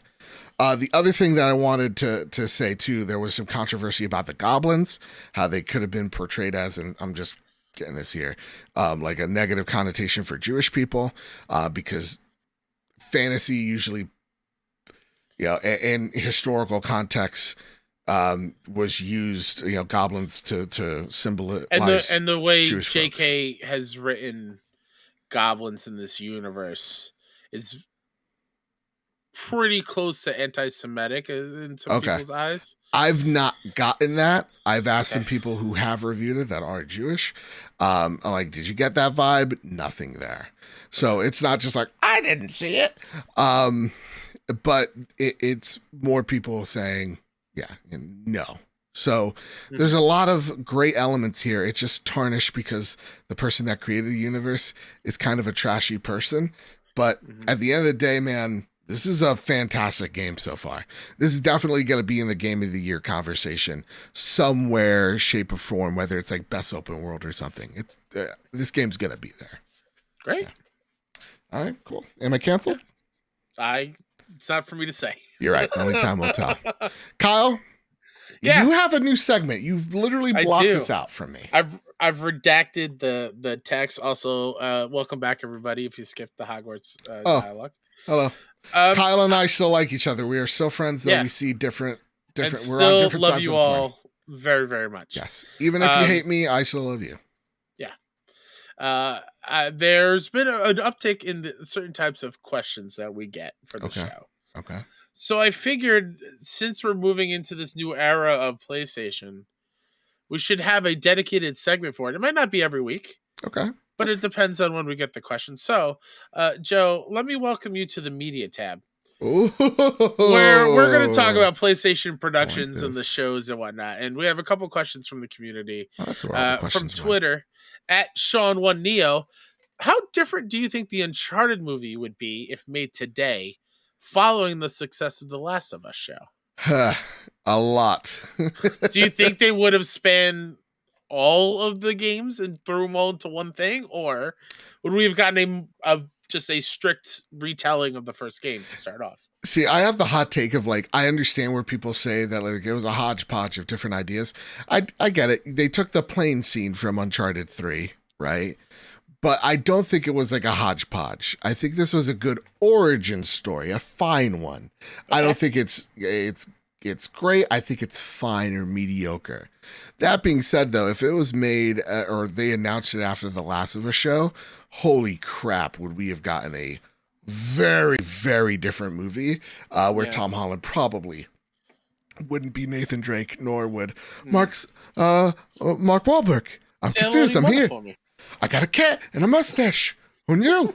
Say hello to your mother for me.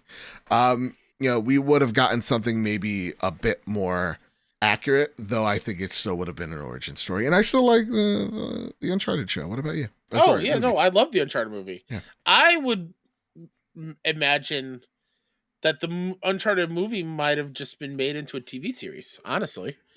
Like to have more time with the character and set up the characters history with each other and whatnot.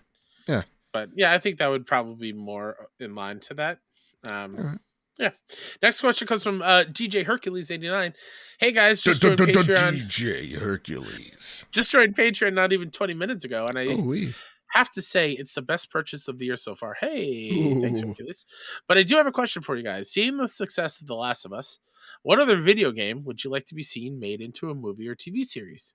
It can be either a live-action adaptation or animated like what Final Fantasy has done with Advent Children, The Spirits Within, and Kingsglaive. Give me a Red Dead show.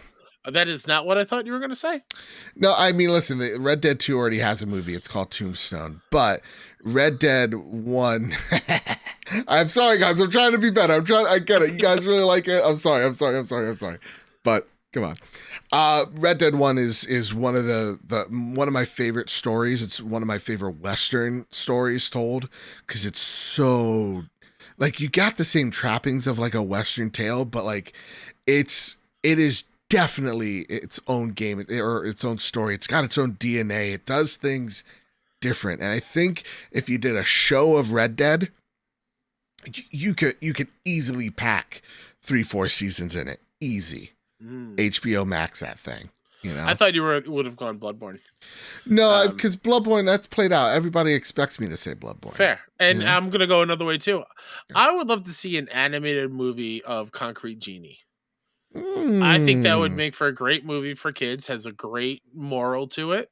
Okay. And I think to see the painting mechanic in a movie form, I think would add to some really cool set pieces and whatnot.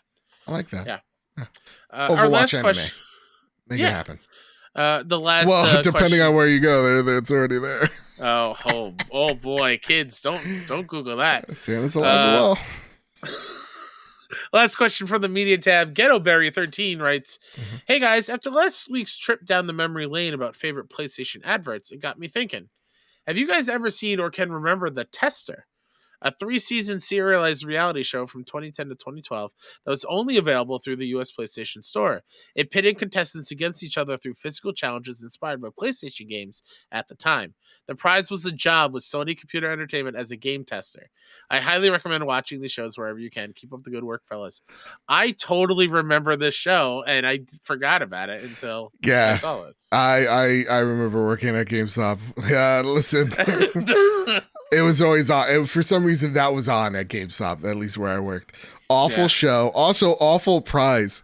Hey, you want to get underpaid and underappreciated if you win first place? Come on. Yeah. I don't remember the actual like PlayStation inspired games that they did though. So I can't remember if they were cool or not, but yeah.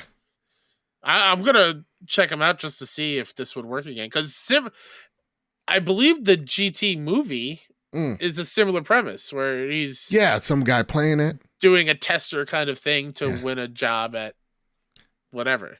Yeah, companies treat QA right. There's a few places 1000% that I've heard at PlayStation that do, and that's awesome to hear.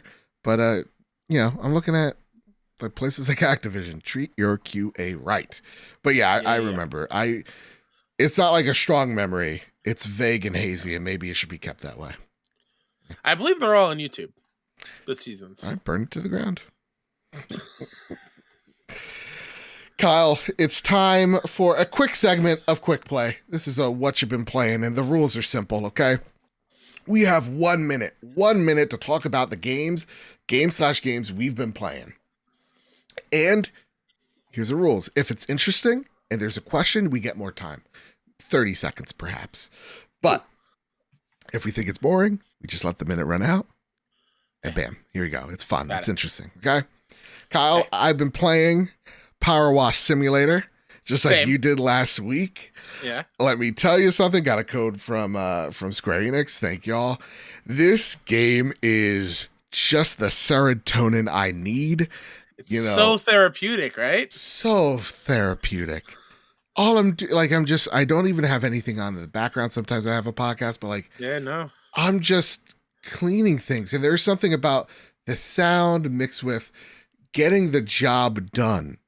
Yes. It like seeing the progress of your work, well, Oh whether my god, yeah. you're cleaning a tower, a helicopter, I love you the name it. quick wrap up speed up video that happens at the end. Yes. Where it shows you what it looked like dirty, and then in a matter of like 10 seconds, you see your character, what you did to clean it, like, Mm-hmm. and see things get super clean as you go along. Oh, I love it so it's much. so much fun. Especially when you get a perfect line. Yeah.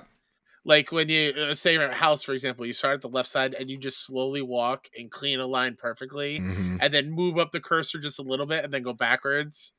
It feels so good. It feels so good. Yeah, man. This game is, again, fun is a strange word to use here. Therapeutic, I think, is the one to use. It's just, I'm feeling zen.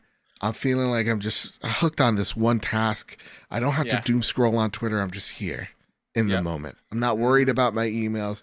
I'm here in the moment. And I actually really recommend this game. I think it's like 20, $30. Go out there, get this game. It's and like I haven't peaceful. touched the Lara Croft mansion yet, so I don't know how crazy that clean will be. But I'm excited. It's a lot of fun. The only thing I'm a little confused by is the soap, because you get to sud some areas. Oh yeah. What about it? I don't know. I just don't feel like it cleans as well as you think it would. Are you using the right soap for the right surface? Yeah. So like you get different soap, you buy different soap, and like this soap's good for metal. And it just doesn't last long. I'm like, I think I should just kind of save my money here. Yeah. Because you get to buy like new outfits and new like spray guns and nozzles and stuff, and I don't know. I don't think the soap's really worth it. Yeah, I do sometimes when I like don't want to aim the smallest water stream at the really rusted out areas. Sure. That's the only way to get them out, so I buy some soap. But all right, yeah. Enough. But I was also using Power Wash Simulator as a way to escape from Dead Space. Yes, because I started it, I think, last week. Okay. I think I said that on the show. Yeah. Because we did Road to Greatness last week. So yeah. I as of recording, I finished it maybe a couple hours ago. Oh. I thought it dragged on a little too much. Okay, fair. I wasn't a huge fan of the later half of the game. I know exactly the moment when another ship comes into play, I'm like, yes. Everything kind of. I saw the same hallway multiple times with the save spot and then the two doors on either side, and I felt like maybe this would have been. I think it fell into, again, I have no experience with the original. Maybe you can tell me if I'm wrong or not. Yeah. I think it feels similar to what Bluepoint did with Demon Souls, where it is a remake, but they stuck too much with the original formula. Whether if they maybe remade it in a bigger sense, like RE2, maybe that would have done a little bit better things for it. I don't know. So I agree with you in the fact that some of the pacing's off. It's like, really, I gotta fix this terminal again. Like, that same sort of kind of rooms and whatnot, and that got a little silly, especially towards the end area, where I know a lot of people have problems with the end feeling a bit redundant. Though I will say they do try their best to fix a lot of the back portion stuff up, where it's a lot less frustrating. I hated that 1-0G puzzle with the lines. I know exactly what you're talking about. I used a YouTube glitch or YouTube video. I'm like, I don't feel like doing this. Love 0G basketball though. Oh, 0G basketball. Give me that. Fun. Some person's like, this is the most anxiety I've ever gotten in Dead Space. I'm like, really? This is easy. I could do this all day, That's awesome that you loved it though. Yeah, no, I love the atmosphere. I love the environment. I love the sound and the creepiness of it all, even though that did wear off a little bit towards the end there, but it's still one of the best horror games I've played. I understand why you love it so much and why everyone loves it. That plus that end shot. Oh boy, that was one of the best scares of the whole game. It's so good, dude. So I love that so much.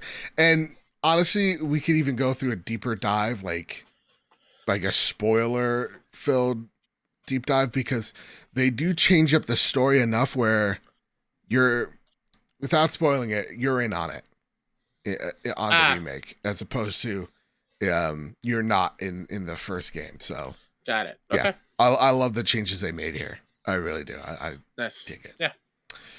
All right, Kyle, it's time for Flash News. Gotta run fast. Oh, God. Oh, my goodness. The angry mob from before.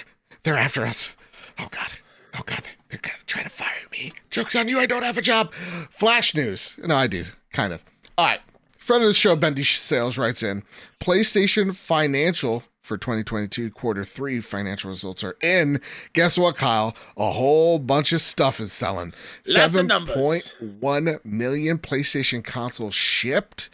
86.5 million units of software sold, 20.8 million units of first-party software sold, and think about that, 11 million of those is God of War, or close to 11 million of those is God of War. 62% digital software ratio. That is down quite a significant amount, a few percent down. So you physical media, you're rallying. 46.4 million PlayStation Plus subscribers, 112 million monthly active users, and the PlayStation 5 has shipped 32.1 million units lifetime. Kyle, PlayStation is alive and well, don't you think, sir? I thought it was dead. No, I know. Again, a lot of people think we're the most evil corporation, whatever. Yeah, no, you love to see it. Yeah. And it's wild to see, to bring it back to something that we say every week. Yeah. How well it's doing without a state of player showcase.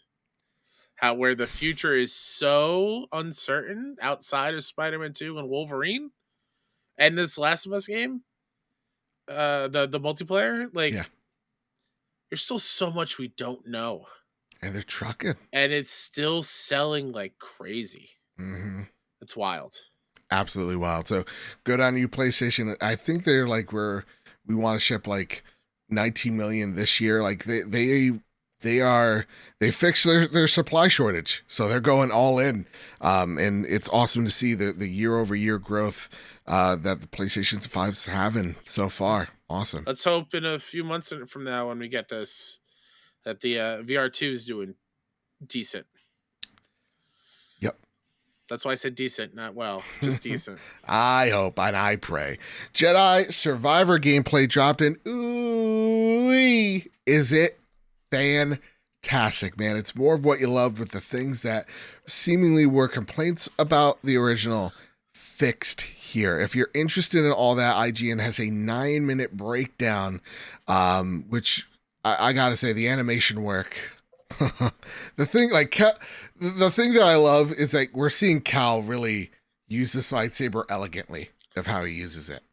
That being said, too, I would like, from what I've seen, and you can't do it, I would love a pacifist mode, because there's a portion where this is not a spoiler, Cal pushes a guy off a cliff where he could have just Jedi mind tricked him.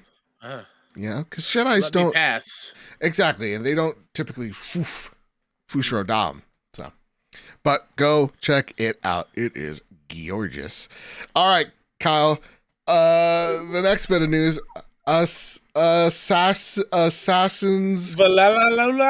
Creed Valhalla wins first ever video game soundtrack Grammy. If you don't know what we're talking about, the presenter of this Grammy could not pronounce Assassin's Creed or Valhalla, and you say, Joe, you can barely pronounce anything. Why would you make fun of this man? Because it's hilarious. And here's what I immediately thought. When you made that dumb mistake in 7th grade and it was embarrassing and you did in front of the whole class, your pants just fell off? Oh, you mean when I had to go read a health essay in front of the health class and a sentence in, I started crying and had to leave the room. Exactly. Yeah, I remember that very well. Now imagine that televised worldwide for millions of people to see. I would never show back up to school. And if you don't think that is the most hilarious thing,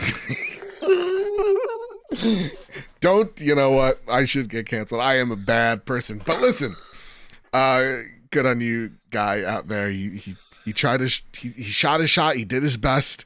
And I know I couldn't have done better, and I would have flubbed the same word, but it ain't me up there. That said, the composer, Stephanie Akamu, look at me. See, I just did it. Picked up an award for her work on Dawn of Ragnarok expansion.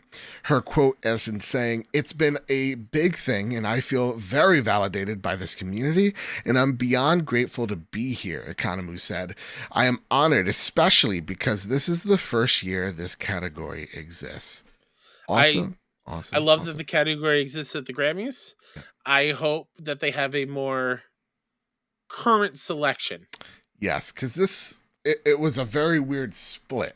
Like, Ragnarok wasn't eligible this year. They will be next year. Yeah. Like, Vanguard was up for it. It was a hodgepodge of big titles from at least a year and a half.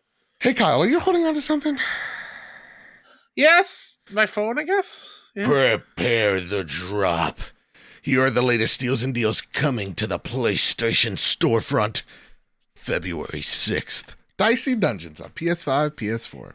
Dicey Dungeons. Round Invaders Rush 2 on PS5. February 7th, Prison Tycoon Under New Management on PS5 and PS4. Oh boy. February 8th. Look see, I'm about to do it. But this is for thousands of people, not millions. So, you get this on a weekly thing, so it's really me laughing at myself. Yeah. Kenjosaku game on PS4. Hey. I feel like I nailed it. I think you did too. It's not like Valhalla. Like Valhalla just falls off the tongue easy. The Redress of Mira, PS5 and PS4. Vigor, The Last King of Days on PS5, PS4. And February 10th, Hogwarts Legacy on PS5. Ooh-wee, a whole bunch of games. Kyle, it is time for our favorite segment of the night. It's time for the Sony Pony Express. Yeah! Ooh, I'm feeling the energy. Una writes in, "Hey there, guys. Hope you both are doing well today, and the hunt for trophies have been good." Yeah, I think so. I'm a little frustrated with a couple. Yeah, Power Wash Simulator, you think it's an easy plat, but it's intensive. I've been digging my teeth into Ophelia Sauterelle. I got it. Olympia Soray. Sorry, you got it. Everybody laughing Joe now. Totally not because of Aaron Way's voice actor is in it. I don't think that's true. And not because I'm having Trails withdrawals. I think that's also not. I think that's a little fib. And going back to Persona 3 Portable as I wait for Like a Dragon Ishin next week. Oh, I'm so hyped. Both are going well in the progress. My question this week is, what has been a game or series or just standalone that you once had a perfect playthrough, you thought it was going to be hard to replay again? I finally finished Mass Effect Legendary playthrough the other day, and it was so it was my perfect shepherd. Look at me do it again. Thank you. That I thought to myself, it was going to be a hard playthrough of the trilogy again. So I throw the ball over to you guys. What game has been hard to replay after the perfect playthrough? Okay. I always find games hard to replay. Yeah, I really have to love you to go back in and like Bloodborne, easy. Elden Ring, easy. But like other games, I'm like, I beat you. I went through it. I don't know if I can do it again. Because now that I know the loop and I've mastered the loop, having to go back from scraps, it's hard. I will say after from it. Just playing the FF7 remake DLC last week, I thought about just doing the base game all over again. Okay. And I probably will when it comes to the second game, whenever that happens. Mm-hmm. Definitely not this year, Ryan. I don't know if I have the willpower to do it because I just know how long that is. Fair. and playing it on easy is just like, well, what's the point then? Yeah. I already beat it on hard. Going to easy is just like kind of going through the motions at some point. So like, I mean, even like Dead Space, like I love it so much, but man, that was a gauntlet, especially towards the end, where it's just like, do I have the strength to beat this twice? Like I know I can, but like, yeah, do I have the strength? I don't know. Mm-hmm. You know. Hey, Kyle, do you mind reading the next question for me? Of course. Thank you. Kai Grimm, PSL heavy hitter, writes in, question for the show. I have been waiting for the last 6 to 8 months for Hogwarts Legacy to come out. I got the feeling during that time that I was either coasting through every other game I played other than Mass Effect just to pass the time by. Now that it's here, I'm not only happy, it's been everything I could want, but what is it like for you guys to be sitting back waiting for the game you've been waiting for to come out? And how do you cope with the feeling of coasting through other games and almost feeling like they don't get the attention they deserve until your game comes out?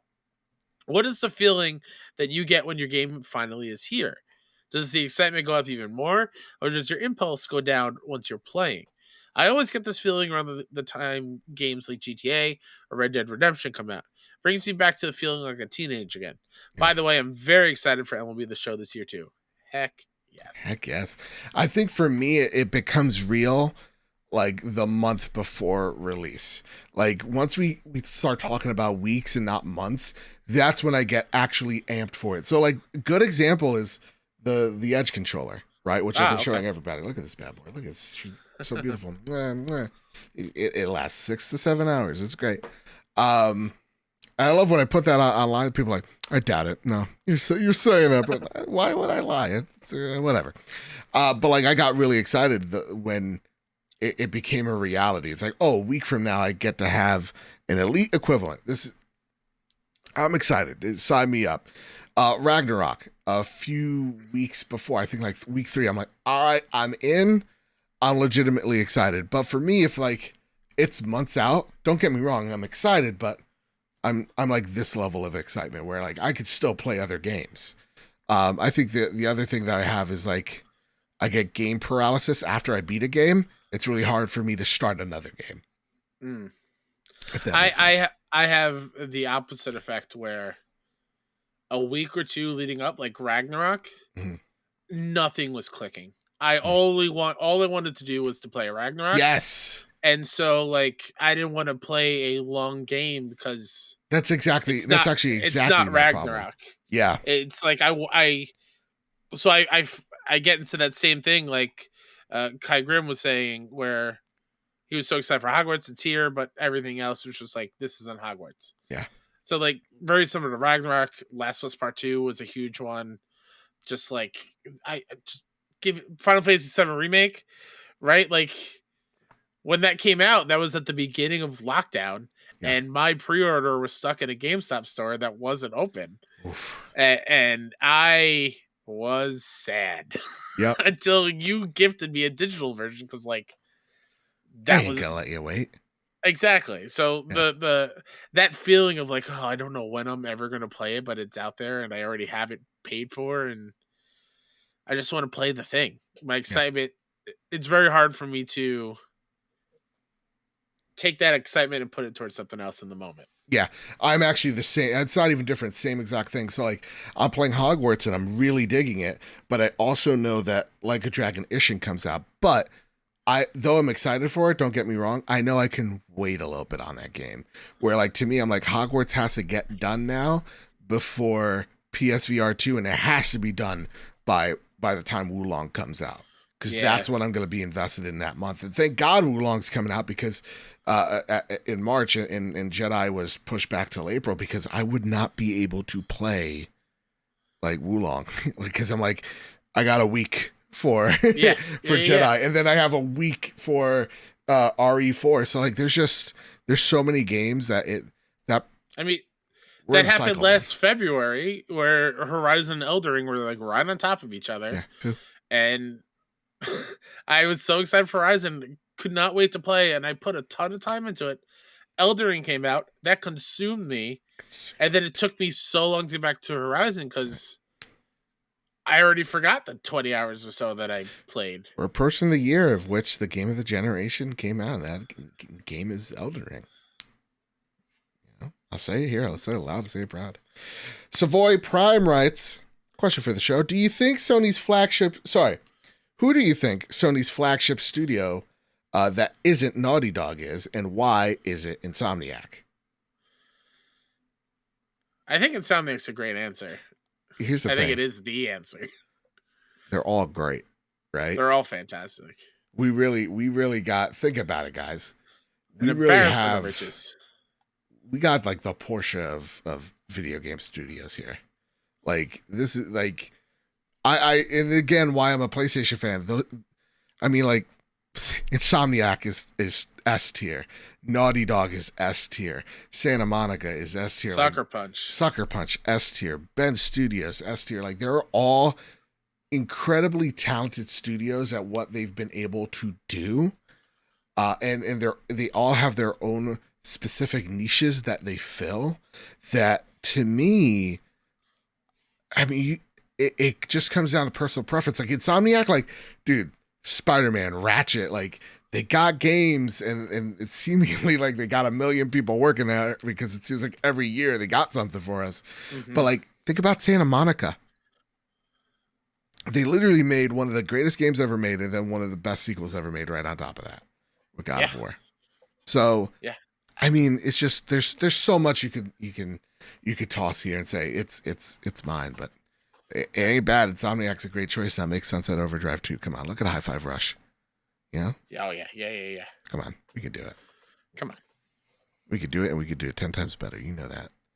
You know that. I know that. Xbox knows that. Phil knows that. He's quivering in his boots. He's telling CMA, please. You don't get it. They're going to put out Sunset Overdrive 2. They're going to put me out of goddamn business. Let me buy Activision Blizzard. This is the only thing that'll stop Sunset Overdrive 2 from just taking over the world. I need this. Daddy needs this. Papa Phil needs this. He said it to him. He shook Mr. CMA. He said, Daddy, Papa Phil needs. He said, Papa Phil has his needs. Daddy, Papa Phil. The Green Gorilla Gamer writes, "Sup, boys? Continuing the trend of The Last of Us questions. Also love hearing you guys' takes on what you want to see remade.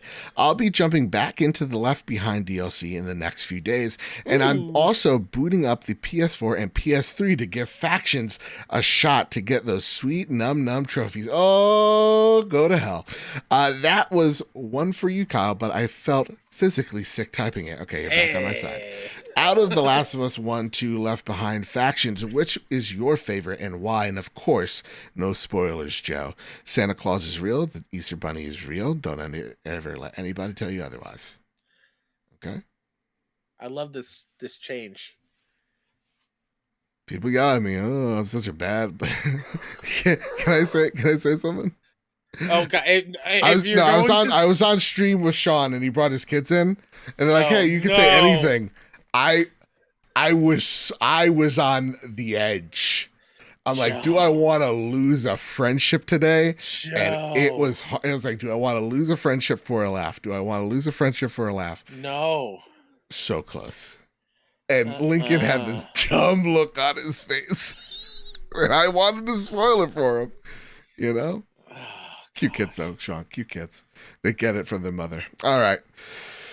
Left Behind, for me, is my favorite piece of Hold on. He also wrote, "Much love, you guys. Oh, sorry. Been having a shit few days, so just binge a bunch of Patreon episodes. Made me laugh a lot. So thanks. Thank you. Thank you. I'm sorry. I almost missed that. That means a lot, because I, too, have had some rough days. And also, Green Gorilla, listen, it's been a busy couple of days for me. We will sit down. We will play some Fortnites. All right? Ooh-wee. I hear they got Darth Vader. Again, we got Goku, and he's yelling Spanish. Left Behind is my favorite, like, little story in The Last of Us. Yeah. Ooh, man, when that episode comes out, remember, no spoilers. It is gonna devastate me. Yeah, it is. It's my whole soul. And that's not a spoiler, because The Last of Us is just a devastating experience that we love. And that's why I'm having a hard time here. Yeah. Because, like, I view all this just under the umbrella of The Last of Us. Yeah. I mean, yeah, it's kind of a jokey thing, and, like, stop sitting on the fence, Kyle. It only says part 1, part 2, but they're different things. Yeah. it's the same giant story, and it's hard for me to separate them. Sure. Left Behind as well.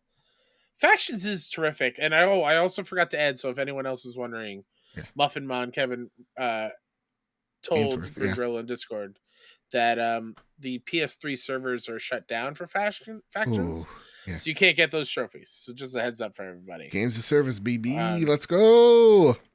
Factions is terrific because it made me love a multiplayer game. But I truly just love the first game so much. Fair. So I gotta say that. All right. Fair enough. Fair enough. Kyle, this is a question that you're going to read because I feel like there's only one person that can get the cadence. No, I'm gonna offend people with my attempt at a Southern accent. Good old Texan accent. All right, roll it up, Kyle. Oh, God, I won't get into it. We'll see how it works. I mean, all you need is the cadence. You don't even have to do the voice if you don't want. You just need the cadence. Hey guys, long-time listener, first-time writer. As you probably know, Stone Cold ET likes whooping ass, and that's the bottom line. Lately, Stone Cold ET has been whooping the Foot Clan's ass in Shredder's Revenge and the Cowabunga collection. So what are your favorite games to whoop ass in? Can I get a hell yeah? Oh, hell yeah. Brother. What? See, I don't know the Attitude Era, so I know of Stone Cold. He got what over as a chant, Joe. After every line he would say, he would go, what? And then the crowd would say, what? Simpler times, man. Wild. Simpler times. Remember we were mad at a president for, the definition of is. Remember that? Simpler times. Simpler times. Favorite game to whoop ass? Remember when we thought Pokemon was Satan? Simpler times. I don't remember that. Oh yeah. I remember. I know Dungeons and Dragons back in the day led to witchcraft. Yeah, no. I remember there was a whole big push. My mother was worried about Pokemon being satanic. Wow, that's wild. Mm-hmm. Listen, we should have your mom react to what Cubone really is, and see what she has to say about that. Yeah. What's your favorite game to whoop ass in, Joe? Honestly, dude, you put me in a Call of Duty match, I'd get really toxic, but I'm gonna deliver. You're one of the best Call of Duty players I've ever seen. I'm pretty disgusting and again pretty toxic. Another game that I feel very competent in.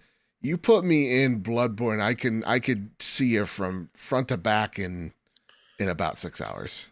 Elden Ring, I can mollywop some fools now. That's not even a question. So you put me in a From Software thing, I think I can handle myself. You put a pixel gun in my hand and I'm gonna Desert Storm this thing. Oh jeez. Yeah. So my answer is not an action over in game a week. The caffeine's still in me, Kyle. Sorry. My answer to this question isn't a game that involves action or fighting or anything. So it's a weird take for me to say this for whooping ass, but I love destroying the hell out of a drum track in Rock Band. Ooh. Playing the drums in Rock Band, I've yet to find somebody better than I. Oh. It's been a very long time, so I would need a lot of practice if I were to be challenged. But I used to play that game for like hours every day throughout college, to the point where the suites next door, because I lived in a building all suites, there were 6 of us in a suite. Yeah. Other people on the floor would bang on the door and be like, "Can you not? You've been playing all day. Don't you have homework or something you've been studying for? Like, what are you doing?" I got a tour, bro. I got a tour. Listen, this iron bladder trophy is not going to get itself. All right. Now you come slap the bass or what? Listen, I need some vocals. Yeah. Let's go. Do you got the chops? Get your weed sweater in here. Let's go. Let's do this. Come on, join next 3 miles and let's hang out. That was my band name in Rock Band. It's tie-dye. It's crocheted in your grandma's couch cushion fabric. I know what it is. We all know what it is. We all know what it smells like. I know you know the words to Buddy Holly. So Get on in here and let's go. You want to know? Okay, before we leave, here's something, because you mentioned music and stuff. It's been a lot of like serotonin for me. I've been there's like this one person that goes on Omegle, not what you think, and he plays guitar and like sings for people. Yeah. And honest to God, I wish I could find him right now. Seeing people's reaction of like, oh my God, this guy can sing and he can sing good. Yeah. And like it's like a whole bunch of stuff like pop, rock, whatever. Mm-hmm. And it's just like seeing the genuine excitement out of people and then like happiness that this music brings them. Yeah. I love that. That actually gives me the serotonin I need to survive. Yeah. Mm-hmm. Yeah. Kyle, that's been the trophy room this week. Can I just say something? What a great week to have a new overlay, new logo, new design, new everything. You know, that's great. I felt good about this episode. Yeah, I felt good about it. I'm gonna have to edit a few parts because the gosh dang internet connection. But other than that, I think this is great. Yeah. Before we go, for everyone listening, a reminder: The Last of Us new episode is this Friday night. Well, we should put that in the media tab next time. We should have. I just remember that now. Super Bowl is Sunday. They're putting it on Friday night instead. Just FYI, in case you didn't know. Kyle, is there anything you'd like to spotlight before we get the hell on out of here? Myself, Mr. K-Step, pretty much everywhere. You can follow the indie game coverage I do at 61indie.com, SIXONEINDIE. If you're going to PAX East, come say hi. I'm on a panel, video game trivia, which Joe and I have done previously. I'll be there on stage, 7:30 p.m. Oh, God, Friday night? I should have probably checked that. Ooh. But yeah, come say hi. I'd love to see your face and give you a hug. When's PAX East again? I'm sorry. Thursday the 23rd to that Sunday, whatever day that is. Of February. March. Oh, March. Okay. Yeah. Cool beans. And you can find me over at Mr. Babbitt. You can find the show over at PS Trophy Room. And if you like what you hear, please, please, please, again, what I said is true. Got a little bit of hate rate on us. I hurt my soul a little bit. I'm like, oh, geez, guys, come on. Really relax. Please head on over to Apple Podcasts. Rate us 5 stars there. If you like what you hear, if you come each and every week, to this show, please, please, please, it really does help us out. I'm going to not laugh, Kyle. All right. I know I made that innuendo. I'm powering through it. Rate us 5 stars on Apple Podcasts, Spotify, Google Play, wherever you get your podcast service of choice. Or if you're watching on the VOD version on YouTube, look at all these cool graphics. Look at, oh my God, the sacred symbols, they're moving left to right, maybe right to left eventually. Who knows? Please like, share, subscribe, share this out to folks. It really does help us and grow this channel. And please follow us on Patreon, patreon.com/PS Trophy Room. It's the reason why you're going to get some cool post-show coverage that you're about to hear right now. So with all that said, with all that out of the way, everybody keep your wits about you, keep hunting, keep playing PlayStation. See you guys. Bye. Love you.